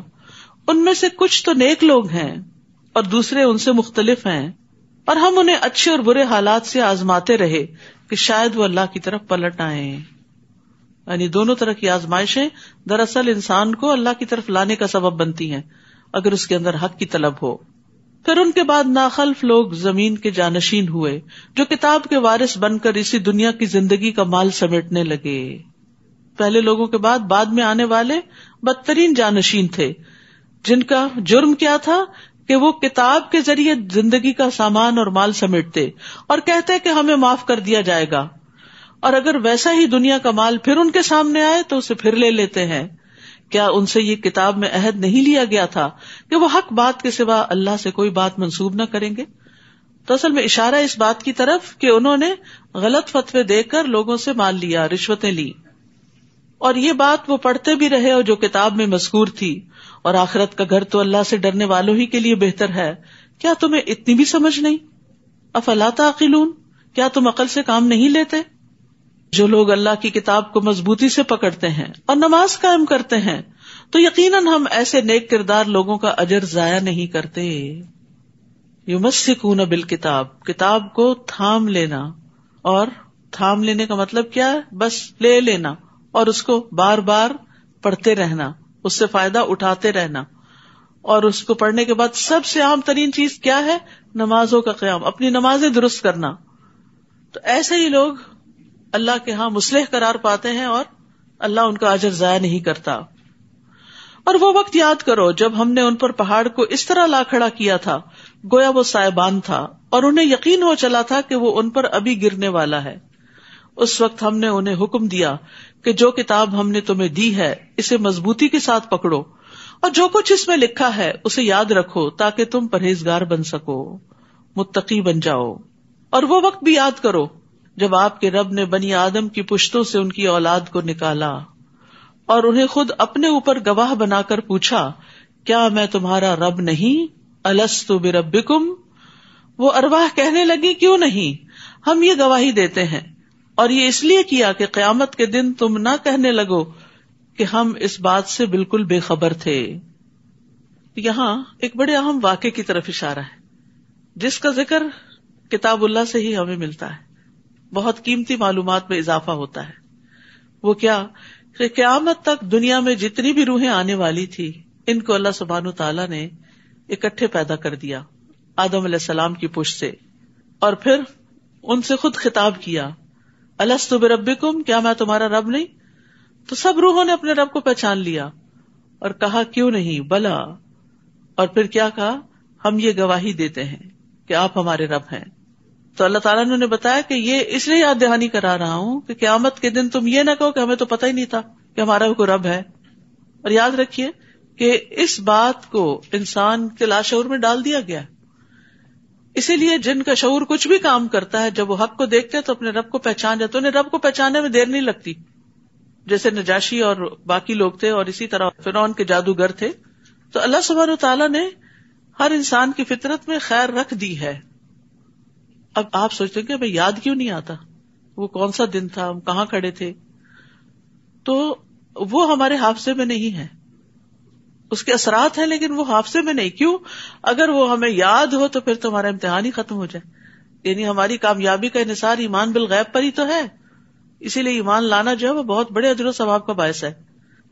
تو اللہ سبحانہ وتعالیٰ نے ہمیں پکار کر کہا کہ کیا میں تمہارا رب نہیں؟ تو ہم سب نے اقرار کیا ہوا ہے آپ ہی ہمارے رب ہیں، اور قیامت کے دن ہم جا کے یہ نہیں کہہ سکتے کہ ہمیں تو نہیں پتا تھا ہمارا رب کون سا ہے، یہ کوئی بھی یہ نہیں کہہ سکتا کہ ہمیں آپ کا نہیں پتا تھا تو ہم نے اوروں کو الہ بنا لیا، نہیں، وہ فطرت میں پہچان رکھ دی گئی ہے، اور انبیاء علیہ السلام آتے رہے ہیں اس سبق کو یاد دلانے کے لیے۔ یا تم یہ نہ کہو کہ شرک تو ہم سے پہلے ہمارے آباء و اجداد نے کیا تھا، ہم تو ان کے بعد ان کی اولاد تھے، کیا تو ہمیں اس قصور میں ہلاک کرتا ہے جو غلط کاروں نے کیا تھا؟ وَكَذَلِكَ نُفَصِّلُ الْآيَاتِ وَلَعَلَّهُمْ يَرْجِعُونَ، ہم اپنی آیات اسی طرح تفصیل سے بیان کرتے ہیں اور اس لیے کرتے ہیں کہ لوگ راہ راست کی طرف لوٹیں۔ وَاتْلُ عَلَيْهِمْ نَبَأَ الَّذِي آتَيْنَاهُ آيَاتِنَا، اے نبی آپ انہیں اس شخص کا حال سنائیے جسے ہم نے اپنی نشانیاں دی تھیں، اپنی آیات دی تھیں، فَانسَلَخَ مِنْهَا، لیکن وہ ان کی پابندی سے نکل بھاگا، فَأَتْبَعَهُ الشَّيْطَانُ، تو پھر شیطان اس کے پیچھے لگ گیا، فَكَانَ مِنَ الْغَاوِينَ، چنانچہ وہ گمراہوں میں سے ہو گیا۔ تو یاد رکھیے علم آنے کے بعد بھی شیطانی وسوسے انسان کو حق سے دور کر دیتے ہیں۔ یہ واقعہ، یہ قصہ، یہ کہانی ایک بہت بڑے عالم کی ہے کہ جس کے پاس بہت علم تھا لیکن شیطان نے اس کے اندر دنیا کی محبت ڈال دی، لہٰذا وہ دین چھوڑ کر، علم چھوڑ کر دنیا کے پیچھے دوڑنے لگا اور اللہ کی آیات کو اس نے بھلا دیا۔ تو یاد رکھیے آیات کا علم ہونے کے باوجود ان سے روگردانی کرنا یہ شیطانی عمل ہے، پتہ بھی ہے پھر بھی نہیں عمل کر رہے ان پر، کیونکہ شیطان پیچھے پڑا ہوا ہے۔ اور آیات کا علم ہونے کے باوجود ان سے نکل بھاگنا، ان کی پابندی چھوڑ دینا، یہ شیطان کے وسوسوں کا اثر ہوتا ہے۔ تو انسان جب شیطان کے وسوسے کی اطاعت کرتا ہے تو شیطان اس کو کنٹرول کر لیتا ہے، اس کی باغیں اپنے ہاتھ میں لے لیتا ہے، اس کو اپنے تابع کر لیتا ہے، اس کو پھر مزید گمراہ کرتا ہے اور اس پر حملہ آور ہوتا ہے اور اس کو اپنی پسند کے رستوں پہ لے جاتا ہے۔ تو سارا دین، پڑھا لکھا، ہر چیز دری کی دری رہ جاتی ہے۔ اور بہت سارے لوگوں کے ساتھ یہ ہوتا ہے کہ وہ دین کی طرف آنے کے باوجود، قرآن پڑھنے کے باوجود سب کچھ بھلا کے صرف دنیا کے پیچھے بھاگ رہے ہوتے ہیں اور شیطان کے آلہ کار بن جاتے ہیں۔ تو اس لیے یہاں کی جو مثال بیان کی گئی ہے یہ ایک ریئل سٹوری ہے جس سے سبق دیا جا رہا ہے۔ فرمایا اور اگر ہم چاہتے تو ان آیات سے اس کے درجات کو بلند کر دیتے، یعنی دین کے علم سے بھی درجات کی بلندی ہوتی ہے، صرف دنیا کے مال سے نہیں، بلکہ دین کی وجہ سے جو دلوں میں لوگوں کی محبت ہوتی ہے بڑی خالص ہوتی ہے۔ اور مال کی وجہ سے جو لوگ آپ سے محبت کرتے ہیں وہ آپ سے نہیں کر رہے ہوتے، وہ مال سے کر رہے ہوتے ہیں۔ اور اگر آپ کے پاس مال نہ رہے تو وہ چٹ جائیں، وہ آپ کو پوچھے بھی نہ، کیونکہ اب ان کو آپ سے کوئی فائدہ حاصل نہیں ہو رہا۔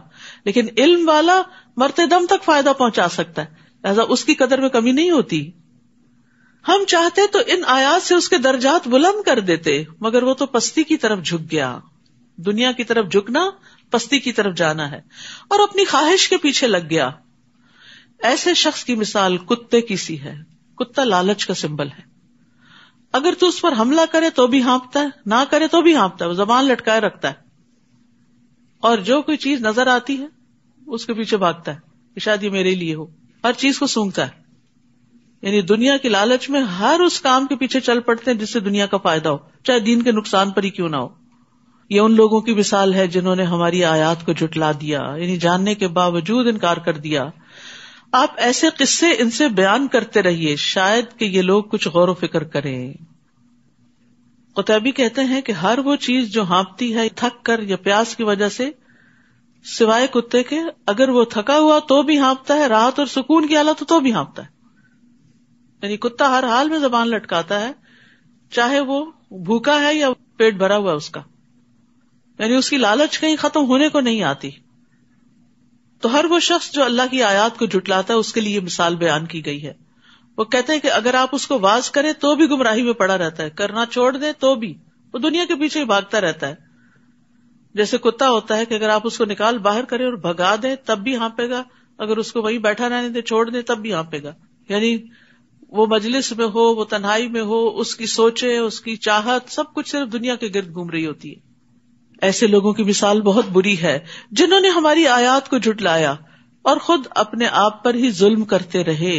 یعنی اللہ کے دین کا انکار اللہ کو نقصان نہیں دیتا. اگر ہم کوئی بات نہیں مانتے تو اللہ تعالیٰ کو کچھ بھی نہیں جاتا، وہ قابل تعریف ہے. زمین اور آسمان کی ہر چیز اس کی تعریف بیان کر رہی ہے، ہر چیز، اس کو فرق نہیں پڑتا. لیکن اتنے بڑے خزانے کا انکار کرنے والے خود محروم رہ جاتے ہیں. اللہ جسے ہدایت دے وہی ہدایت پا سکتا ہے، اور جسے وہ گمراہ کرے تو ایسے ہی لوگ نقصان اٹھانے والے ہیں. وَلَقَدْ ذَرَأْنَا لِجَهَنَّمَ كَثِيرًا مِنَ الْجِنِّ وَالْإِنسِ لَهُمْ قُلُوبٌ لَا يَفْقَهُونَ بِهَا وَلَهُمْ أَعْيُنٌ لَا يُبْصِرُونَ بِهَا وَلَهُمْ آذَانٌ لَا يَسْمَعُونَ بِهَا أُولَئِكَ كَالْأَنْعَامِ بَلْ هُمْ أَضَلُّ أُولَئِكَ هُمُ الْغَافِلُونَ. بہت سے ایسے جن اور انسان ہیں جنہیں ہم نے جہنمی کے لیے پیدا کیا ہے. استغفر اللہ. ان کے دل تو ہیں مگر ان سے حق کو نہیں سمجھتے. دل ہے، حق نہیں ہے ان کے اندر، حق کو سمجھنے کی کوشش نہیں کرتے. آنکھیں ہیں لیکن ان سے دیکھتے نہیں، یعنی کائنات کی نشانیوں سے اپنے رب کو نہیں پہچانتے. کان ہے، اس سے سنتے نہیں، سچ بات سننے کے لیے، اللہ کا کلام سننے کے لیے ان کے پاس توفیق نہیں. ایسے لوگ چوپایوں کی طرح ہیں، انعام کی طرح ہیں، بلکہ ان سے بھی گئے گزرے. اور یہی لوگ غفلت میں پڑے ہوئے ہیں. یعنی غافل اس لیے کہ وہ اجر و ثواب کی طرف ہدایت نہیں پاتے. جانوروں کی طرح اس لیے کہ ان کا مقصد صرف کھانا پینا ہے، بلکہ ان سے بھی زیادہ بہکے ہوئے، کیونکہ جانور بھی فائدے اور نقصانات کو دیکھ لیتے ہیں اور اپنے مالک کی پیروی کرتے ہیں، لیکن یہ لوگ جانوروں سے بھی بدتر ہو گئے. تو یہاں پر دراصل ان لوگوں کو سکولڈ کیا جا رہا ہے کہ جو عقل، سمجھ، آنکھیں، کان، نگاہیں رکھتے ہوئے حق کو نہیں پا سکتے، ان کو حق کے لیے استعمال نہیں کرتے. ان سب آرگنز کو یا ان سب صلاحیتوں کو خواہشات کی پیروی کے لیے تابع کر رکھا ہے. یہ صرف خواہشات کی پیروی کے لیے استعمال ہو رہے ہیں. وَلِلَّهِ الْأَسْمَاءُ الْحُسْنَى فَادْعُوهُ بِهَا. اللہ کے اچھے اچھے نام ہیں، انہی ناموں سے اسے پکارا کرو اور انہیں چھوڑ دو جو اس کے ناموں میں کجروی اختیار کرتے ہیں. جو کچھ وہ کرتے ہیں جلد ہی انہیں اس کا بدلہ مل جائے گا. اللہ نے اپنے ناموں کو اچھا نام کہا ہے کیونکہ یہ سننے میں بھی اچھے. جب آپ اللہ کے نام اکٹھے سنتے ہیں تو دل کو بہت اچھے لگتے ہیں، اور پھر بولنے میں بھی اچھے لگتے ہیں. معنی بھی بہت اچھا ہے اور اس کے فائدے بھی بہت اچھے ہیں اس کے ساتھ اس کو پکارنے کے. تو مانگی جانے والی چیز کی مناسبت سے اللہ کو پکارنا چاہیے، یعنی اللہ کے اس نام کا ذکر کر کے اس سے وہ چیز مانگنی چاہیے جو آپ کی ضرورت ہے. جیسے آپ کہے اے رحیم تو رحم فرما، اے فیصلہ کرنے والے تو میرے لیے فیصلہ کر دے، اے رحمان تو مجھ پر رحمت فرما، اے رزاق تو مجھے رزق وافر عطا فرما. اگر کوئی رستے بند ہو گئے ہوں، یا فتاح میرے لیے خیر کے رستے کھول دے. تو یعنی اس نام اور کام کی مناسبت سے اگر اللہ کے نام لے کے پکارے تو انشاءاللہ دعائیں قبول ہوں گی. رسول اللہ صلی اللہ علیہ وسلم نے فرمایا اللہ کے 99 نیمز ہیں، یعنی ایک کم 100. جو شخص ان سب کو محفوظ رکھے گا وہ جنت میں جائے گا. احصاہا کا لفظ آیا ہے، جو ان کو شمار کرے گا، یعنی جو ان کو اچھے طریقے سے پڑھے گا اور ادا کرنے کی قدرت رکھے گا، اور اس کے ساتھ ساتھ اللہ کی حدود کی حفاظت کرے گا، ان کے معنی کو سمجھے گا، ان پر ایمان لے آئے گا، تو اس کے لیے یہ جنت میں جانے کا ذریعہ ہے. اور جو لوگ اللہ کے ناموں میں الحاد کریں، اللہ سبحانہ وتعالیٰ کے وہ نام جو قرآن و سنت میں ہیں ان کو چھوڑ کر خود ساختہ نام بنا لیں تو یہ الحاد ہوتا ہے. تو جو لوگ الحاد کرتے ہیں ان کی سزا بھی بتائی گئی. فرمایا آپ ان کو چھوڑ دیں, ان کے پیچھے نہ چلے, اور پھر عنقریب وہ اپنے کیے کا بدلہ پائیں گے. اور ہماری مخلوق میں سے ایک گروہ ایسا بھی ہے جو حق کی طرف رہنمائی کرتے ہیں اور اسی کے مطابق انصاف کرتے ہیں. اللہ نے ان کی تعریف فرمائی ہے. اور جن لوگوں نے ہماری آیات کو جھٹلایا ہم انہیں اس طرح بتدریج تباہی کی طرف لے جائیں گے کہ انہیں خبر تک نہ ہوگی. استدراج کل بھی کہتے ہیں اس کا مطلب ہے شیطان ان کے لیے اعمال مزین کر دیتا ہے اور ان کو پھر ہلاکت تک پہنچا دیتا ہے. ضحاک کہتے ہیں استدراج کا مطلب ہے کہ وہ جب کوئی نئی نافرمانی کرتے ہیں تو ہم ان کو کوئی نئی نعمت دے دیتے ہیں, ڈھیل دے دیتے ہیں. سفیان ثوری کہتے ہیں ہم ان کو نعمتوں میں فراخی اور وسعت عطا کرتے ہیں اور ان کو شکر ادا کرنا بھلا دیتے ہیں. تو جو لوگ آیات کا انکار کریں, اللہ کا انکار کریں, اس کے دین اس کی کتاب کا انکار کریں, پھر اللہ سبحانہ وتعالیٰ ان کو اپنا آپ بھی بلوا دیتا ہے. وَأُمْلِي لَهُمْ إِنَّ كَيْدِي مَتِينٌ, اور میں انہیں ڈھیل دے رہا ہوں, یقیناً میری تدبیر کا کوئی توڑ نہیں. کیا انہوں نے کبھی نہیں سوچا کہ ان کے ساتھی محمد صلی اللہ علیہ وسلم کو کوئی جنون نہیں؟ وہ تو محض ایک کھلم کھلے ڈرانے والے ہیں. کیا انہوں نے آسمان اور زمین کی حکومت اور جو چیز بھی اللہ نے پیدا کی ہے ان میں کبھی غور نہیں کیا؟ اور کیا یہ بھی نہیں سوچا کہ شاید ان کی زندگی کی مدت قریب آ لگی ہو, ختم ہو رہی ہو؟ تو پیغمبر کی اس تنبیہ کے بعد اور کون سی بات ہوگی جس پر یہ ایمان لائیں گے؟ جسے اللہ گمراہ کر دے اسے کوئی ہدایت دینے والا نہیں, اور وہ انہیں ان کی سرکشی میں چھوڑا کہ سر ٹکراتے پھریں. لوگ آپ سے پوچھتے ہیں کہ قیامت کب قائم ہوگی. آپ ان سے کہیے یہ بات تو میرا رب ہی جانتا ہے, وہی اسے اس کے وقت پر ظاہر کرے گا. اور یہ آسمانوں اور زمین کا بڑا بھاری حادثہ ہوگا جو یکدم تم پر آ پڑے گا. یعنی قیامت کا آنا زمین پر سب سے بڑا حادثہ ہے. لوگ آپ سے یوں پوچھتے ہیں جیسے آپ ہر وقت اس کی ٹو میں لگے ہوئے ہوں, یعنی قیامت ہی کے بارے میں سوچتے رہیں. ان سے کہیے اس کا علم تو اللہ ہی کو ہے, مگر اکثر لوگ اس حقیقت کو نہیں جانتے. قُل لَا أَمْلِكُ لِنَفْسِي نَفْعًا وَلَا ضَرًّا إِلَّا مَا شَاءَ اللَّهُ, آپ کہہ دیجئے مجھے تو خود اپنے آپ کو بھی نفع یا نقصان پہنچانے کا اختیار نہیں. یہ کس کو کہا جا رہا ہے؟ نبی صلی اللہ علیہ وسلم کو. نفع نقصان کا اصل مالک کون ہے؟ صرف اللہ. نبی صلی اللہ علیہ وسلم کے پاس بھی اختیار نہیں. آپ سے جو نفع انسانوں کو پہنچا وہ وہی ہے جو اللہ نے ان کو دیا, لیکن الٹیمیٹ نفع نقصان کا مالک صرف اور صرف اللہ تعالیٰ ہے. اور بندوں سے بھی بندوں کو جو نفع پہنچتا ہے نا اس کا بھی اللہ اذن دے تو پہنچتا ہے. اللہ ہی جو کچھ چاہتا ہے وہ ہوتا ہے. اور اگر میں غیب جانتا ہوتا, یہ پیغمبر کہہ رہے ہیں نبی صلی اللہ علیہ وسلم, اگر میں غیب جانتا ہوتا تو بہت سی بھلائیاں حاصل کر لیتا, مجھے کبھی کوئی تکلیف نہ پہنچتی, پہلے سے ہی بندوبست کر لیتا, سد باب کر لیتا. میں تو محض ایک ڈرانے والا اور بشارت دینے والا ہوں ان لوگوں کے لیے جو ایمان لے آئیں. وہی تو ہے جس نے تمہیں ایک جان سے پیدا کیا اور اس سے اس کی بیوی بنائی تاکہ اس کے ہاں سکون حاصل کرے. تو ایک عورت کا جو اہم ترین رول ہے زندگی میں وہ ہے شوہر کے لیے باعث سکون ہونا. یہ اس کی بہت بڑی عبادت ہے تاکہ وہ باہر کے بڑے بڑے کام کر سکے. باہر کی دنیا کے چیلنجز بہت بڑے ہوتے ہیں, اس کے لیے گھر کے اندر سکون چاہیے ہوتا ہے, لیکن ہم اپنے کاموں کو بہت بڑا سمجھتے ہیں. اس کا یہ مطلب نہیں کہ بیوی کو سکون نہیں چاہیے اور اس کو سکون نہیں حاصل کرنا چاہیے, اس کی طلب نہیں ہونی چاہیے. نہیں, یہ تو دو طرفہ ہی ہوتا ہے, لیکن بیوی کا رول اس میں زیادہ ہے. گھر کو پرسکون کرنے میں بیوی کا رول کہیں زیادہ ہے مرد سے. مرد تو مہمان کی طرح سارا دن کے بعد کام کر کے آتا ہے, پھر رات گزار کے پھر صبح کام پہ چل پڑتا ہے. تو اس لیے گھر کی ذمہ داری چونکہ عورت پر ہے اور گھر کا سکون بھی عورت مینٹین کرتی ہے تو اس کی طرف اسے متوجہ کیا گیا. پھر جب کسی مرد نے اپنی بیوی سے صحبت کی تو اسے ہلکا سا حمل ہو گیا, پریگنینسی ہو گئی, جس کے ساتھ وہ چلتی پھرتی رہی. پھر جب وہ بوجھل ہو گئی یعنی آخری مہینوں میں, تو دونوں اپنے رب سے دعا کرنے لگے کہ اگر تو ہمیں تندرست بچہ عطا کرے تو یقیناً ہم شکر کرنے والوں میں سے ہوں گے. پھر جب اللہ نے انہیں تندرست لڑکا دے دیا تو وہ اللہ کی بخشش میں دوسروں کو شریک بنانے لگے, جبکہ اللہ ایسی چیزوں سے بلند تر ہے جو یہ لوگ شریک ٹھہراتے ہیں. ایشرکون ما لا یخلق شیئا وہم یخلقون, کیا وہ ایسی چیزوں کو شریک ٹھہراتے ہیں جن کا کسی چیز کو پیدا کرنا تو درکنار ہو, خود پیدا کیے جاتے ہیں. یعنی اگر انسان کو ہی شریک ٹھہراتے ہیں تو انسان تو خود پیدا کیا جاتا ہے, تو اللہ کے برابر کیسے ہو سکتا ہے؟ بنانے والا اور بننے والا ایک تھوڑی ہوتے ہیں. فلا یستطیعون لهم نصرا ولا انفسهم ینصرون، وہ نہ تو ان کی مدد کر سکتے ہیں اور نہ ہی اپنی مدد کر سکتے ہیں. یعنی جن ہستیوں کو بھی، جن چیزوں کو بھی، جن پتھروں یا لکڑی کے بنائے ہوئے بتوں کو لوگ حاجت روا اور مشکل کشا سمجھتے ہیں، تو یہ دراصل اپنے آپ کو ہی دھوکہ دے رہے ہیں. کوئی کسی کی مدد نہیں کر سکتا غائبانہ طور پر، اور نہ ہی کوئی اپنی مدد کر سکتا، وہ بھی اللہ ہی کرتا ہے.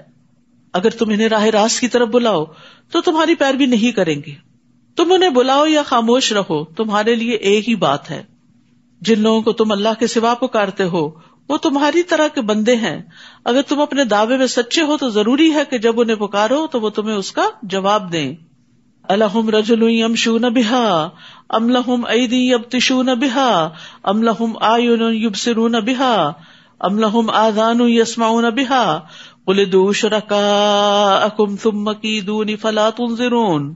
کیا ان کے پاؤں ہیں جن سے وہ چلتے ہوئے، جن کو یہ پکارتے ہیں، جو بت کھڑے کیے ہوئے انہوں نے جگہ جگہ اور ان سے مرادیں مانتے ہیں اور دعائیں کرتے ہیں، یہ بتائے کہ کیا وہ کہیں چلتے پھرتے بھی ہیں یا بس کھڑے ہی رہتے ہیں ایک جگہ پر؟ یا ان کے ہاتھ ہیں جن سے وہ پکڑتے ہوں، یا ان کی آنکھیں ہیں جن سے دیکھتے ہوں، یا ان کے کان ہیں جن سے سنتے ہوں؟ آپ ان سے کہیے کہ اپنے سارے شریکوں کو بلاؤ اور میرا جو کچھ بگاڑ سکتے ہو بگاڑو اور مجھے مہلت بھی نہ دو. تو یہاں پر اللہ سبحانہ تعالیٰ نے پاؤں، ہاتھ، آنکھوں اور کانوں کا خاص ذکر کیا ہے، کیونکہ یہ ہدایت حاصل کرنے کے خاص ذرائع ہیں، علم کے حصول کے لیے، کوشش کرنے کے لیے، دوسروں کی مدد کرنے کے لیے. تو اس لیے کہا کہ غیر اللہ کے پاس تو یہ ساری فیکلٹیز ہی نہیں ہے، تو وہ تمہاری مدد کہاں سے کریں گے؟ ان ولی اللہ الذی نزل الکتاب وہو یتولی الصالحین. میرا تو سرپرست وہ اللہ ہے جس نے یہ کتاب نازل کی اور وہی نیک آدمیوں کی سرپرستی فرماتا ہے. اگر آپ چاہتے ہیں کہ اللہ آپ کا سرپرست ہو جائے، آپ کے سارے کاموں کو سنوار دے، تو اللہ سے دوستی کریں، اللہ کے قریب کرنے والے اعمال اختیار کریں. اور یہاں وعدہ کیا جا رہا ہے وَهُوَ يَتَوَلَّى الصَّالِحِينَ. اور جنہیں تم اللہ کے سوا پکارتے ہو وہ تمہاری کیا مدد کریں گے؟ وہ تو اپنی مدد بھی نہیں کر سکتے. تو یہ اللہ کی دی ہوئی رہنمائی ہے نا کہ کہاں سے مدد ملے گی اور کہاں سے نہیں ملے گی. وَإِن تَدْعُوهُمْ إِلَى الْهُدَى لَا يَسْمَعُوا. بلکہ اگر تم انہیں ہدایت کی طرف بلاؤ تو وہ تمہاری بات سن بھی نہیں سکتے. تمہیں ایسا نظر آتا کہ وہ تمہاری طرف دیکھ رہے ہیں، حالانکہ فی الواقع کچھ بھی نہیں دیکھتے. خُذِ الْعَفْوَ وَأْمُرْ بِالْعُرْفِ وَأَعْرِضْ عَنِ الْجَاهِلِينَ. اے نبی صلی اللہ علیہ وسلم، درگزر کرنے کا رویہ اختیار کیجیے، معروف کاموں کا حکم دیجیے اور جاہلوں سے کنارہ کشی اختیار کیجیے. تو ہمارے دین نے ہمیں کیا سکھایا کہ ہم جاہلوں سے اعراض برتا کریں. اب یہاں اس کا تعلق خذ العفو وامر بالعرف سے کیوں ہے؟ کیونکہ جب انسان نیکی کا کام کرنے جاتا ہے، کسی کو برائی سے روکتا ہے، کوئی نیکی تعلیم دیتا ہے، تو پھر کیا ہوتا ہے؟ لوگ اس سے الجھ پڑتے ہیں، کیونکہ وہ سمجھتے نہیں ہوتا کہ آپ کا کاز کیا، آپ کیا چاہتے ہیں. اور آپ میں سے بہت سے لوگوں کو اس کا اتفاق ہوا ہوگا کہ گھر پہ بات کی کوئی اچھی، یا کسی گیدرنگ میں کی، یا خاص طور پر کسی موقع پہ کی، تو کوئی نہ کوئی پیچھے پڑ گیا. اپنے گھر کو دیکھو، اپنے آپ کو دیکھو، ابھی ہم کہاں اس قابل ہوئے، وغیرہ وغیرہ. تو یہاں پر پہلے فرما دیا خذ العفو، جو بھی کوئی کہے گا اس کو معاف کرتے جانا، پیچھے نہیں پڑنا اس کے، اور نیکی کا کام بتاتے رہیں. وامر بالعرف. اور تیسری چیز واعرض عن الجاہلین، جاہلوں سے اعراض برتے. وہ یہ نا جب عمر رضی اللہ عنہ کے پاس گئے تو کہنے لگے اے خطاب کے بیٹے، بس اللہ کی قسم نہ تو تم انصاف کرتے ہو، نہ ہمارے ساتھ کچھ سخاوت سے پیش آتے ہو، ہمیں کچھ دیتے بھی نہیں. تو عمر رضی اللہ عنہ یہ سن کر غصے ہوئے اور قریب تھا کہ اسے مارے. اس وقت حر نے ان سے کہا اے امیر المومنین، اللہ تعالیٰ نے اپنے نبی سے فرمایا ہے خذ العفو وامر بالعرف واعرض عن الجاہلین. بے شک یہ بھی جاہلوں میں سے ہے. اللہ کی قسم جب حر نے قرآن مجید کی تلاوت کی تو عمر رضی اللہ عنہ وہیں رک گئے، اور آپ اللہ کی کتاب کے سامنے گردن جھکا دینے والے تھے. اللہ کا حکم آ گیا، بس اس سے آگے مجھے نہیں بڑھنا. وَإِمَّا يَنزَغَنَّكَ مِنَ الشَّيْطَانِ نَزْغٌ فَاسْتَعِذْ بِاللَّهِ إِنَّهُ سَمِيعٌ عَلِيمٌ. اور اگر کبھی شیطان آپ کو اکسائے تو اللہ سے پناہ مانگیے، وہ سب کچھ سننے اور جاننے والا ہے. یعنی حق کے بارے میں اگر کوئی وسوسہ پیدا ہو جائے دل میں، میرے خیال ہے سب کو ہی کوئی نہ کوئی ایسا ایکسپیرینس ہوا ہوگا کہ اللہ تعالیٰ کے بارے میں، دین کے کسی حکم کے بارے میں، نبی صلی اللہ علیہ وسلم کے بارے میں شیطان نے کوئی نہ کوئی نیگیٹیوٹی ڈالی. تو اس وجہ سے پھر کیا کرو اس کا مقابلہ کرنے کے لیے؟ شک میں نہ رہو، نافرمانی نہ کرو، غصے میں نہ رہو، اریٹیٹڈ مت ہو. جب یہ چیزیں ظاہر ہوں تو شیطان کے شر سے پناہ مانگو، شیطان کے شر سے پناہ مانگو، شیطانی نزغ سے، کہ یا اللہ یہ میرا خیال نہیں، میں نہیں ایسے سوچتا، تجھے پتا ہے کہ یہ اچانک ہی میرے دل میں یہ بات ڈال دی گئی ہے، میں تیری طرف رجوع کرتا ہوں. تو یاد رکھیے کہ ایاک نستعین میں وسوسوں سے بچنے کی دعائیں بھی موجود ہیں اور پڑھیے، بہت فائدہ دیتی ہیں. کچھ لوگ اپنے آپ سے تنگ آ جاتے ہیں وسوسوں کی وجہ سے کہ ہم کریں تو کریں کیا. بہترین علاج ہے وہ وسوسوں کا، قرآنی آیات ہیں اس میں، مختصر سا ہے. ان الذین اتقوا اذا مسهم طائف من الشیطان تذکروا فاذا هم مبصرون. بلا شبہ جو لوگ اللہ سے ڈرتے ہیں، تقوی اختیار کرتے ہیں، جب کوئی شیطانی وسوسہ چھو بھی جاتا ہے تو چونک پڑتے ہیں اور فوراً صحیح صورتحال دیکھنے لگتے ہیں. یعنی ایمان والے وسوسے کو بھانپ جاتے ہیں، غور و فکر کرتے ہوئے اپنی غلطیوں کے مواقع کو دیکھ لیتے ہیں، لغزش کھا جائے تو فوراً توبہ کرتے ہیں، ہر شر سے بچنے کا ذریعہ اختیار کرتے ہیں، یعنی ذکر زیادہ کرتے ہیں. تو ذکر جو ہے یہ شیطانی حملوں سے بچاؤ کا مضبوط قلعہ ہے. یحییٰ علیہ السلام نے بیت المقدس میں بنی اسرائیل کو جمع کیا. جب مسجد بھر گئی تو وہ ایک ٹیلے پہ بیٹھ گئے، پھر اللہ کی حمد و ثنا کی اور فرمایا میں تمہیں کثرت کے ساتھ اللہ عز و جل کا ذکر کرنے کا حکم دیتا ہوں، کیونکہ اس کی مثال اس شخص کی سی ہے جس کا بہت تیزی سے دشمن پیچھا کر رہا ہو اور وہ ایک مضبوط قلعے میں گھس کر پناہ مانگے. اس طرح بندہ بھی جب تک اللہ کے ذکر میں مصروف رہتا ہے تو شیطان کے حملوں سے محفوظ قلعے میں بند ہوتا ہے. تو اس سے کیا پتہ چلتا ہے کہ وسوسوں کی کثرت ہو. بہت سے لوگ یہ ذکر اپنا کرتے ہیں، تقریر بتاتے ہیں، تو وسوسوں کی اگر کثرت ہونے لگے یا زیادہ ستانے لگے تو پھر ذکر بڑھا دیں. مخصوص ذکر بھی اور عام ذکر بھی. اور ان شیطانوں کے بھائی انہیں گمراہی میں کھینچے چلے جاتے ہیں اور اس میں کوئی کسر نہیں اٹھا رکھتے. اور جب آپ ان کے پاس کوئی معجزہ نہ لائے تو کہتے ہیں تم نے خود ہی کوئی معجزہ کیوں نہ منتخب کر لیا. آپ ان سے کہیے میں تو صرف اس چیز کی پیروی کرتا ہوں جو میرے رب کی طرف سے مجھ پر وحی کی جاتی ہے. یہ تمہارے رب کی طرف سے بصیرت افروز دلائل ہیں اور ہدایت اور رحمت ہے ان لوگوں کے لیے جو ایمان لاتے ہیں. وَإِذَا قُرِئَ الْقُرْآنُ فَاسْتَمِعُوا لَهُ وَأَنصِتُوا لَعَلَّكُمْ تُرْحَمُونَ. اور جب قرآن پڑھا جائے تو اسے غور سے سنو اور خاموش رہو، شاید کہ تم پر رحم کیا جائے. تو جو لوگ چاہتے ہیں کہ اللہ کی رحمت آئے ہم پر، وہ پوری توجہ سے قرآن مجید سنا کریں. اور یہاں پر دو باتیں فرمائی گئی، فَاسْتَمِعُوا وَأَنصِتُوا. تو پہلا درجہ کیا ہے کہ انسان بات چیت چھوڑ دے، فون اٹینڈ کرنا چھوڑ دے اور اس طرح کے اور چیزوں سے قطع تعلق ہو جائے. اور صرف اتنا ہی کافی نہیں، اپنے ذہن کو بھی بھٹکنے سے بچائے، خود بھی خاموش رہے اور پوری توجہ سے دل و جان کو حاضر کر کے اللہ کے کلام کو سمجھنے کی فکر کرے. تو قرآن سنتے وقت کان لگا دینے چاہیے، شور و غل سے بچنا چاہیے، پاس بہت زور زور سے باتیں نہیں کرنی چاہیے.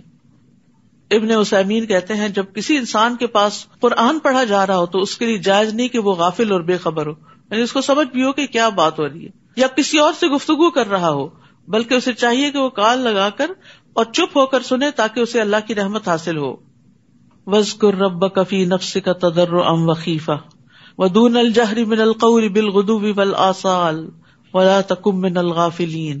اور اے نبی اپنے رب کو صبح و شام دل ہی دل میں عاجزی، خوف کے ساتھ اور زبان سے بھی ہلکی آواز سے یاد کیجیے، اور ان لوگوں میں سے نہ ہو جائیے جو غفلت میں پڑے ہوئے ہیں. یہاں دو تین چیزیں بڑی اہم ہیں. نمبر 1، صبح اور شام رب کا ذکر کرنا. تو یہ جو مسنون اذکار ہیں جو نبی صلی اللہ علیہ وسلم سے ثابت ہیں، صبح و شام کی دعائیں وہ لازم پکڑ لیں، اس میں حفاظت کی دعائیں بھی ہیں. پھر دوسری بات یہ کہ صبح بھی دعائیں مانگنی چاہیے اور شام کو بھی مانگنی چاہیے. تیسری بات یہ کہ دل میں عاجزی ہونی چاہیے دعا مانگتے وقت. یہ نہیں کہ دل میں کہ میرے پاس بڑی دولت ہے اور میں تو ایسا اور ایسا کر دوں گا، ایسی باتیں دل سے نکال دیں. اور پھر عاجزی کے ساتھ اور خوف کے ساتھ اور زبان سے بھی ہلکی آواز کے ساتھ اللہ کو یاد کریں، اور ان لوگوں میں سے نہ ہوں جو غفلت میں پڑے ہوئے ہیں. تو دعائیں مانگتے ہوئے خشوع و خضوع بڑا ضروری ہوتا ہے. اللہ تعالیٰ اس دل کی دعا نہیں سنتا جو غافل ہو، جو مشغول ہو کسی اور چیز میں اور منہ سے کر رہا ہو دعا. تو حاضر دل سے دعا کرنی چاہیے. رسول اللہ صلی اللہ علیہ وسلم نے فرمایا اللہ سے قبولیت کے یقین کے ساتھ دعا مانگا کرو اور جان لو کہ بے شک اللہ غافل اور لہو و لعب میں مشغول دل کی دعا قبول نہیں کرتا. اور پھر پورے یقین اور اعتماد کے ساتھ دعا کرنی چاہیے. یہ نہیں کہنا چاہیے اللہ تو اگر چاہے تو معاف کر، نہیں چاہتا تو نہیں، اللہ تو معاف ہی کر، کیونکہ معافی ہی ہماری ضرورت ہے. ان الذین عند ربک لا یستکبرون عن عبادتہ ویسبحونہ ولہ یسجدون. اور جو لوگ فرشتے آپ کے رب کے ہاں موجود ہیں وہ کبھی اس کی بندگی سے اکڑتے نہیں، وہ اس کی تسبیح کرتے اور اس کے آگے سجدہ کرتے ہیں. سجدہ تلاوت ہے، سجدہ تلاوت جو ہے وہ سنت ہے. نبی صلی اللہ علیہ وسلم اس کا اہتمام کرتے تھے. حضرت ابن عمر کہتے ہیں کہ نبی صلی اللہ علیہ وسلم قرآن کی قرات کرتے، بس آپ اس سورت کی قرات کرتے جس میں سجدہ ہوتا تو آپ سجدہ کرتے، ہم بھی آپ کے ساتھ سجدہ کرتے، حتیٰ کہ ہم میں سے بعض کو اپنی پیشانی رکھنے کی بھی جگہ نہ ملتی تھی تو وہ کیا کرتا دوسرے کے اوپر یا جھک کے بس اشارے سے سجدہ کر لیتا تھا. تو اب آپ ایسا کیجئے کہ اپنی اپنی جگہوں پہ جھک جائیے. میں بھی اس طرف منہ کر کے اس قبلے کی طرف جھک جاتی ہوں، اگرچہ اس کے لیے قبلے کی طرف ہونا شرط نہیں. جہاں آپ بیٹھے ہیں قرآن پڑھ رہے ہیں تو آپ اس میں جھک جائیے. اس سجدے میں جاتے ہوئے اللہ اکبر کہتے ہیں، اٹھتے ہوئے نہیں کہتے. اور سجد وجہ للذی خلقہ وشق سمعہ والی دعا بھی پڑھ سکتے ہیں، ورنہ سبحان ربی الاعلی بھی کر سکتے ہیں 3 دفعہ، اور اس میں سلام بھی نہیں ہے. ٹھیک ہے. سورۃ الانفال. بسم اللہ الرحمن الرحیم. يسألونك عن الأنفال قل الأنفال لله والرسول فاتقوا الله وأصلحوا ذات بينكم وأطيعوا الله ورسوله إن كنتم مؤمنين. انما المؤمنون الذين اذا ذكر الله وجلت قلوبهم واذا تليت عليهم آياته زادتهم ايمانا وعلى ربهم يتوكلون. سورۃ الانفال جنگ بدر کے بارے میں ہے. انفال سے مراد غنائم ہے. یہ پہلی جنگ تھی جو مسلمانوں نے فی سبیل اللہ لڑی تھی، اور اس دن کو یوم الفرقان کہا گیا کیونکہ اس دن فیصلہ ہو گیا تھا کہ اب کامیاب کون ہوگا، آئندہ کون آگے بڑھے گا. مسلمان صرف 313 تھے جبکہ دشمن 1000 کی تعداد میں تھا. مسلمانوں کے پاس 1 یا 2 گھوڑے تھے، دشمنوں کے پاس 300 گھوڑے تھے. بظاہر کوئی تناسب نظر نہیں آتا تھا، دشمن کا پلہ بہت بھاری تھا، لیکن مسلمانوں کو بہت بڑی فتح حاصل ہوئی. اور جب فتح حاصل ہوئی، مال غنیمت آیا تو آپس میں تھوڑی بہت کشمکش بھی ہوئی. نوجوان کہتے تھے کہ ہم نے آگے جا کے جنگ کی ہے تو ہمیں زیادہ حصہ ملنا چاہیے. بزرگ کہتے تھے ہم نے پیچھے سے تمہارا دفاع کیا ہے، ہمیں زیادہ ملنا چاہیے. تو ارشاد ہوا یسألونک عن الانفال قل الانفال للہ والرسول. لوگ آپ سے انفال یعنی غنائم کے بارے میں پوچھتے ہیں کہ یہ کس کا حق ہے، کیونکہ اس سے پہلے دور جاہلیت میں کوئی طریقہ نہیں تھا، جو طاقتور ہوتا تھا وہی سب کچھ لے جاتا تھا. آپ ان سے کہیے کہ یہ اللہ اور اس کے رسول کے لیے ہیں، ابھی اس کے بارے میں مت سوچو، کیونکہ انفال دنیا کا سمبل تھے نا. یہ تم نے اللہ کے لیے جنگ کی ہے، انفال کے لیے تو نہیں کی. بس تم لوگ اللہ سے ڈرتے رہو اور اپنے باہمی تعلقات درست رکھو، کیونکہ دنیا باہم جھگڑوں کا باعث بنتی ہے. یعنی بجائے اس کے کہ آپس میں کھینچا تانی کرو، انفال کو، غنائم کو ایک طرف رکھو اور اپنے تعلقات اچھے کرو، کیونکہ یہ باہم جڑنا مضبوطی کی علامت ہے. اور تم مضبوط ہوگے، طاقتور ہوگے تو آئندہ دشمن کا مقابلہ کر سکو گے. اور اللہ اور اس کے رسول کی اطاعت کرو اگر تم مومن ہو. نبی صلی اللہ علیہ وسلم نے فرمایا ابن آدم نے کوئی ایسا عمل نہیں کیا جو نماز، آپس میں صلح کروانے اور اچھے اخلاق سے بہتر ہو. اللہ کی عبادت اور بندوں کے ساتھ اچھے تعلقات اور اچھا اخلاق اعلی درجات والے لوگوں کا کام ہے یہ. انما المؤمنون الذین اذا ذکر اللہ وجلت قلوبہم. سچے مومن تو وہ ہیں کہ جب ان کے سامنے اللہ کا ذکر کیا جائے تو ان کے دل کانپ اٹھتے ہیں، دل ہل جاتے ہیں، وہ ویسے ہی نہیں رہ جاتے. اور جب اللہ کی آیات انہیں سنائی جاتے ہیں تو ان کا ایمان بڑھ جاتا ہے اور وہ اپنے رب پر بھروسہ کرتے ہیں. ہم سب بھی اپنا جائزہ لیں کہ کیا ہمارے بھی دل کانپتے ہیں، اور کیا ہمارا بھی ایمان بڑھتا ہے، اور کیا ہمارے توکل میں اضافہ ہوتا ہے. الذین یقیمون الصلاۃ ومما رزقناہم ینفقون. جو نماز قائم کرتے ہیں اور جو کچھ مال و دولت ہم نے انہیں دے رکھا ہے اس میں سے خرچ کرتے ہیں، یہ ہوتے ہیں سچے مومن. اولئک ھم المؤمنون حقا لہم درجات عند ربہم ومغفرۃ ورزق کریم. یہی سچے مومن ہیں، ان کے لیے ان کے رب کے ہاں درجات ہیں. جتنا زیادہ ایمان ہوگا، جتنا زیادہ بہتر اخلاق ہوگا، اتنا ہی درجہ بلند ہوگا. بخشش ہے اور عزت کی روزی ہے. جیسے کہ آپ کا رب آپ کو آپ کے گھر سے یعنی جنگ بدر کے موقع پر حق کام کے لیے نکال لایا تھا، مسلمانوں کو بھی ایسا ہی نکلنا چاہیے تھا. حالانکہ مومنوں کا ایک گروہ اس بات کو پسند نہیں کرتا تھا، یعنی ان پہ یہ جنگ بڑی بھاری تھی. وہ آپ سے حق کے بارے میں جھگڑا کرتے تھے، حالانکہ حق ظاہر ہو چکا تھا. ان کا حال یہ تھا جیسے وہ موت کی طرف ہانکے جا رہے ہوں اور وہ موت کو آنکھوں سے دیکھ رہے ہوں. اور جب اللہ نے تم سے وعدہ کیا کہ دونوں گروہوں میں سے ایک تمہارا ہوگا، دوسرا گروہ کون سا تھا؟ جو ابو سفیان کی قیادت میں مال تجارت لے کر آ رہا تھا اور اسے مدینہ کے قریب سے گزرنا تھا، تو مسلمان چاہتے تو اس کو لوٹ لیتے. اور دوسری طرف سے دوسرا گروہ جو مکہ سے آ رہا تھا لڑنے کے لیے، تم چاہتے تھے کہ غیر مسلح گروہ یعنی جس کے پاس مال و دولت ہے وہ تمہارے ہاتھ لگ جائے. Easy way. جبکہ اللہ یہ چاہتا تھا کہ اپنے ارشادات سے حق کو حق کر دکھائے اور کافروں کی جڑ کاٹ دے. یعنی تمہیں دنیا کا سامان مطلوب تھا اور اللہ کو حق کی بلندی مطلوب تھی، تاکہ اللہ حق کو حق کر دکھائے اور باطل کو مٹا دے، خواہ یہ بات مجرموں کو ناگوار ہو. اور جب تم اپنے رب سے فریادیں کر رہے تھے، اور خاص طور پر نبی صلی اللہ علیہ وسلم رات بھر دعائیں کرتے رہے، خوب آہوزاری کی، حالانکہ آپ اللہ کے رسول تھے، آپ سے اللہ کی مدد کا وعدہ تھا، اس کے باوجود آپ کی عاجزی دیکھیے اور دعاؤں کی کثرت دیکھیے. تو اللہ نے تمہیں جواب میں فرمایا، میں پے در پے 1000 فرشتے تمہاری مدد کو بھیج رہا ہوں. اللہ کی مدد کب آتی ہے؟ جب انسان اللہ کی طرف رغبت کرتا ہے، عاجزی کرتا ہے، گڑ گڑاتا ہے، مدد مانگتا ہے. یہ بات اللہ نے تمہیں صرف اس لیے بتا دی کہ تم خوش ہو جاؤ کہ تم تنہا نہیں، صرف 313 نہیں، 1000 فرشتے بھی آ رہے ہیں، اور تمہارے دل مطمئن ہو جائیں. ورنہ مدد تو جب بھی ہو اللہ ہی کی طرف سے ہوتی ہے. یہ قانون بتا دیا گیا، وَمَن نَّصْرُ إِلَّا مِنْ عِندِ اللَّهِ. مدد ہمیشہ اللہ ہی کی طرف سے آتی ہے. یقیناً اللہ بڑا زبردست اور حکمت والا ہے.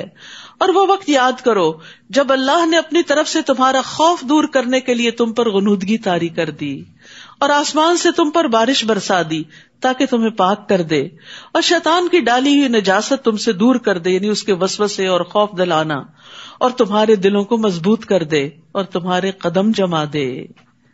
جب آپ کا رب فرشتوں کو حکم دے رہا تھا کہ میں تمہارے ساتھ ہوں، لہٰذا مسلمانوں کے قدم جمائے رکھو، ان کو حوصلہ بڑھائے رکھو. میں بھی کافروں کے دل میں روب ڈال دوں گا، پس تم ان کی گردنوں اور جوڑ پر ضربیں لگاؤ.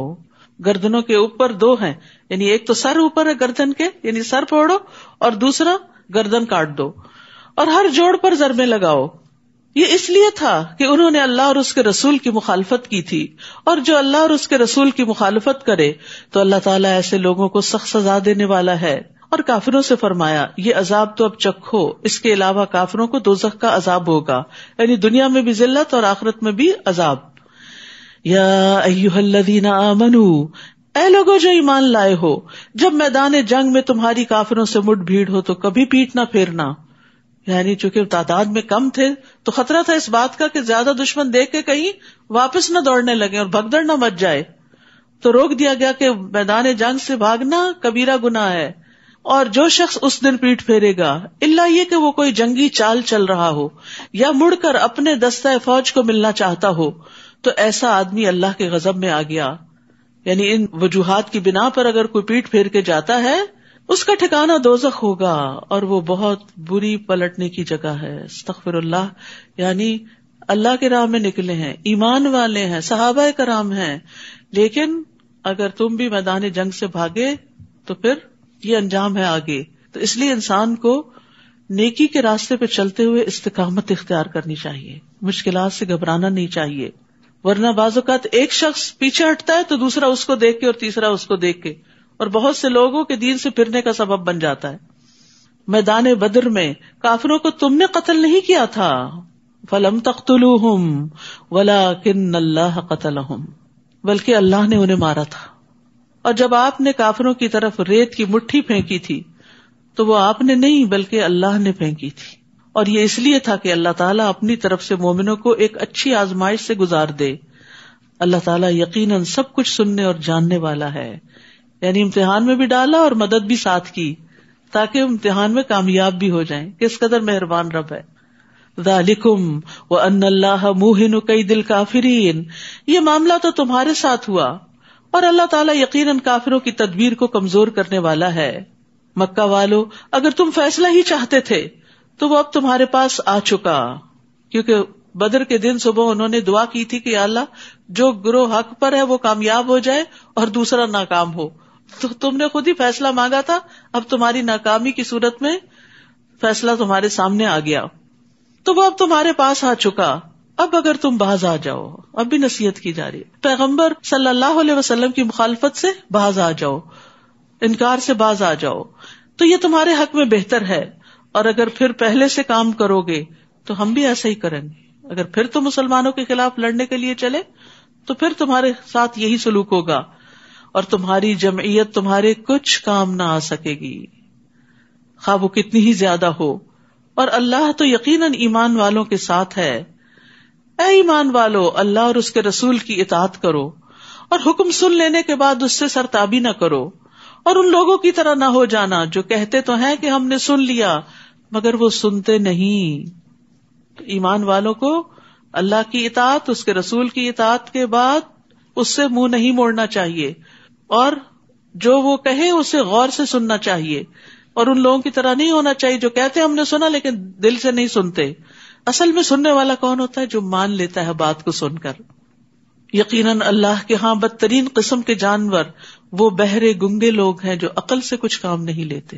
یعنی ایسے لوگوں کو جو عقل استعمال نہیں کرتے، غور و فکر نہیں کرتے، بات سمجھتے نہیں، وہ جانوروں سے بھی بدتر ہیں. اگر اللہ ایسے لوگوں میں کچھ بھی بھلائی دیکھتا تو انہیں سننے کی توفیق بخش دیتا، اور اگر وہ انہیں یہ توفیق دے بھی دیتا تو بھی بے رخی کے ساتھ پیٹ پھیر جاتے. تو یہ اللہ کا طریقہ ہے کہ وہ زبردستی نہیں سنواتا کسی کو، اسی کے دل میں اتارتا ہے جو واقعی سننے کے لیے آتا ہے اور سننا چاہتا ہے. تو اللہ کا کلام سننے کے بعد انسان کا رویہ یا تو اطاعت کا ہوتا ہے یا غفلت کا ہوتا ہے. ضروری نہیں کہ ہر شخص اس علم پر عمل بھی کرے. تو اصل میں بھلائی اسی کے اندر ہے جو غور و فکر کرے اللہ کی آیات میں اور پھر عمل میں ڈھال لے ان کو.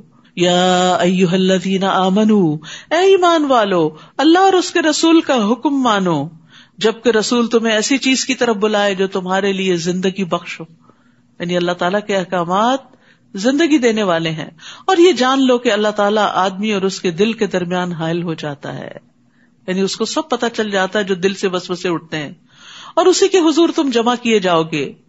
واتقوا فتنة لا تصيبن الذين ظلموا منكم خاصة، اور اس مصیبت سے بچ جاؤ جو صرف انہی لوگوں کے لیے مخصوص نہ ہوگی جنہوں نے تم میں سے ظلم کیا ہوگا، اور جان لو کہ اللہ تعالیٰ سخت سزا دینے والا ہے. یعنی منکر کو روکنا چاہیے، ورنہ فتنہ سبھی کو اپنی لپیٹ میں لے لیتا ہے، صرف ظلم کرنے والوں کو ہی نہیں بلکہ جو نہ روکے ان کو بھی. اور وہ وقت یاد کرو جب تم تھوڑے سے تھے، زمین میں کمزور سمجھے جاتے تھے، یعنی مکہ والے دن یاد کرو، اور تمہیں یہ خطرہ لگا رہتا تھا کہ لوگ تمہیں کہیں اچک کر نہ لے جائیں. پھر اللہ نے تمہیں جائے پناہ مہیا کی، مدینہ کی جگہ دی، اور اپنی مدد سے تمہیں مضبوط کیا اور کھانے کو پاکیزہ چیزیں دی تاکہ تم شکر گزار بنو. یعنی جب اللہ نے تم پر اتنی نعمتیں کی تو تم بھی اللہ کی اطاعت میں آگے بڑھو. اے ایمان والو، دیدہ و دانستہ جان بوجھ کر اللہ اور رسول سے خیانت نہ کرو، اور نہ ہی تم آپس کی امانتوں میں خیانت کرو، کیونکہ لا دین لمن لا امانت لہ، اس کا کوئی دین ہی نہیں جس کے اندر امانت کا پاس نہیں. وَاعْلَمُوا أَنَّمَا أَمْوَالُكُمْ وَأَوْلَادُكُمْ فِتْنَةٌ وَأَنَّ اللَّهَ عِندَهُ أَجْرٌ عَظِيمٌ، اور جان لو کہ تمہارے مال اور تمہاری اولاد تمہارے لیے آزمائش ہیں، کیونکہ ان کی محبت میں گرفتار ہو کر انسان اللہ کی اطاعت سے غفلت اختیار کرتا ہے اور اللہ کے راستے میں نکلنے سے کتراتا ہے، اور اللہ کے ہاں اجر دینے کو بہت کچھ ہے. مال اور اولاد نعمت بھی ہیں لیکن فتنہ بھی ہیں. کب نعمت ہے؟ جب انسان انہیں اللہ کی اطاعت میں لگاتا ہے، اور فتنہ کب ہے؟ جب یہ اللہ کا شکر ادا کرنا بھلا دیتے ہیں یا اپنے میں ہی مشغول کر لیتے ہیں.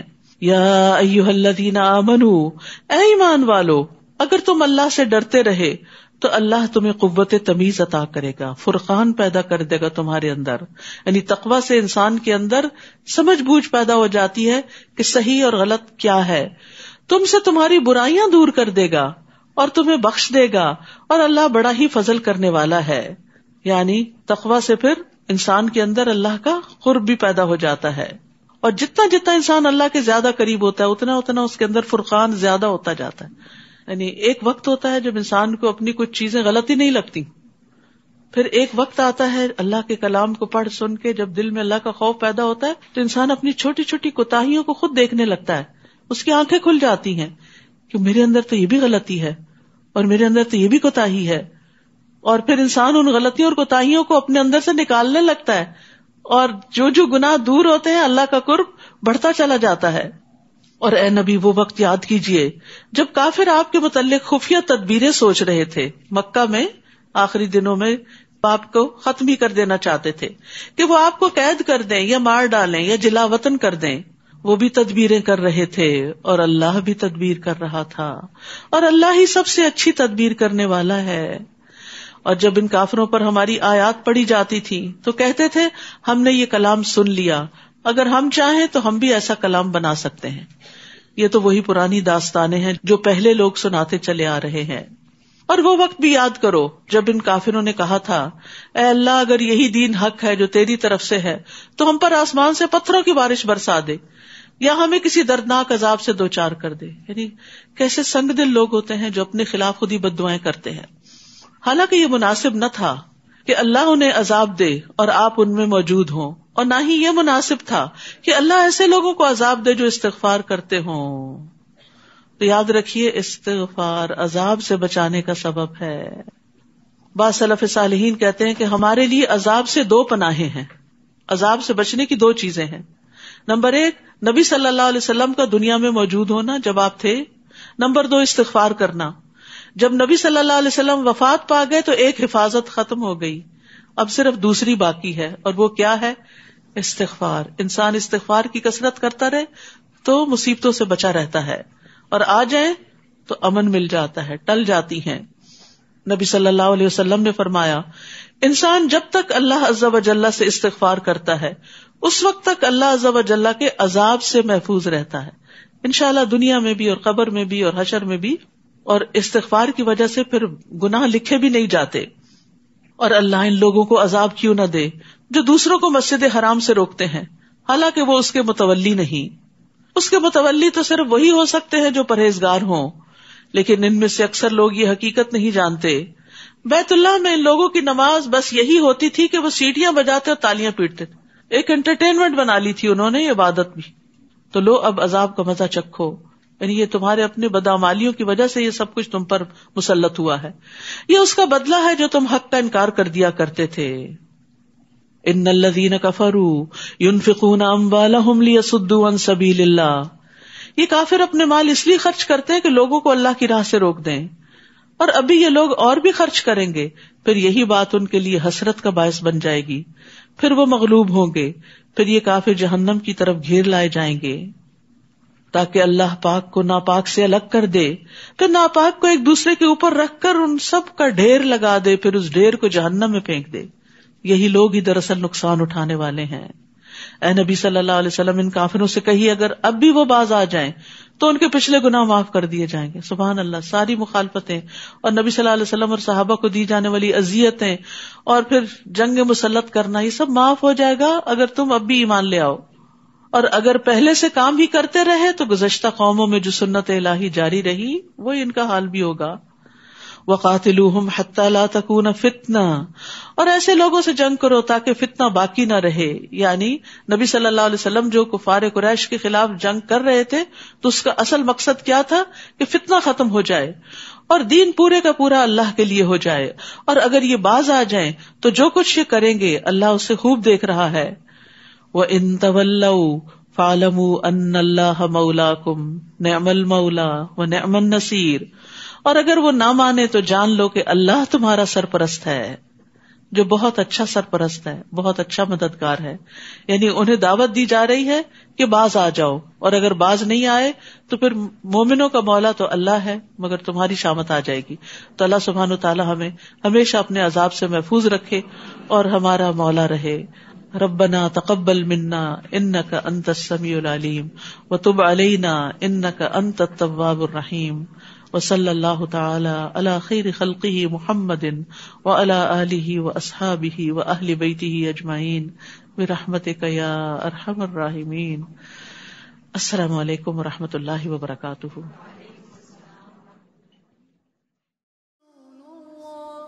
لا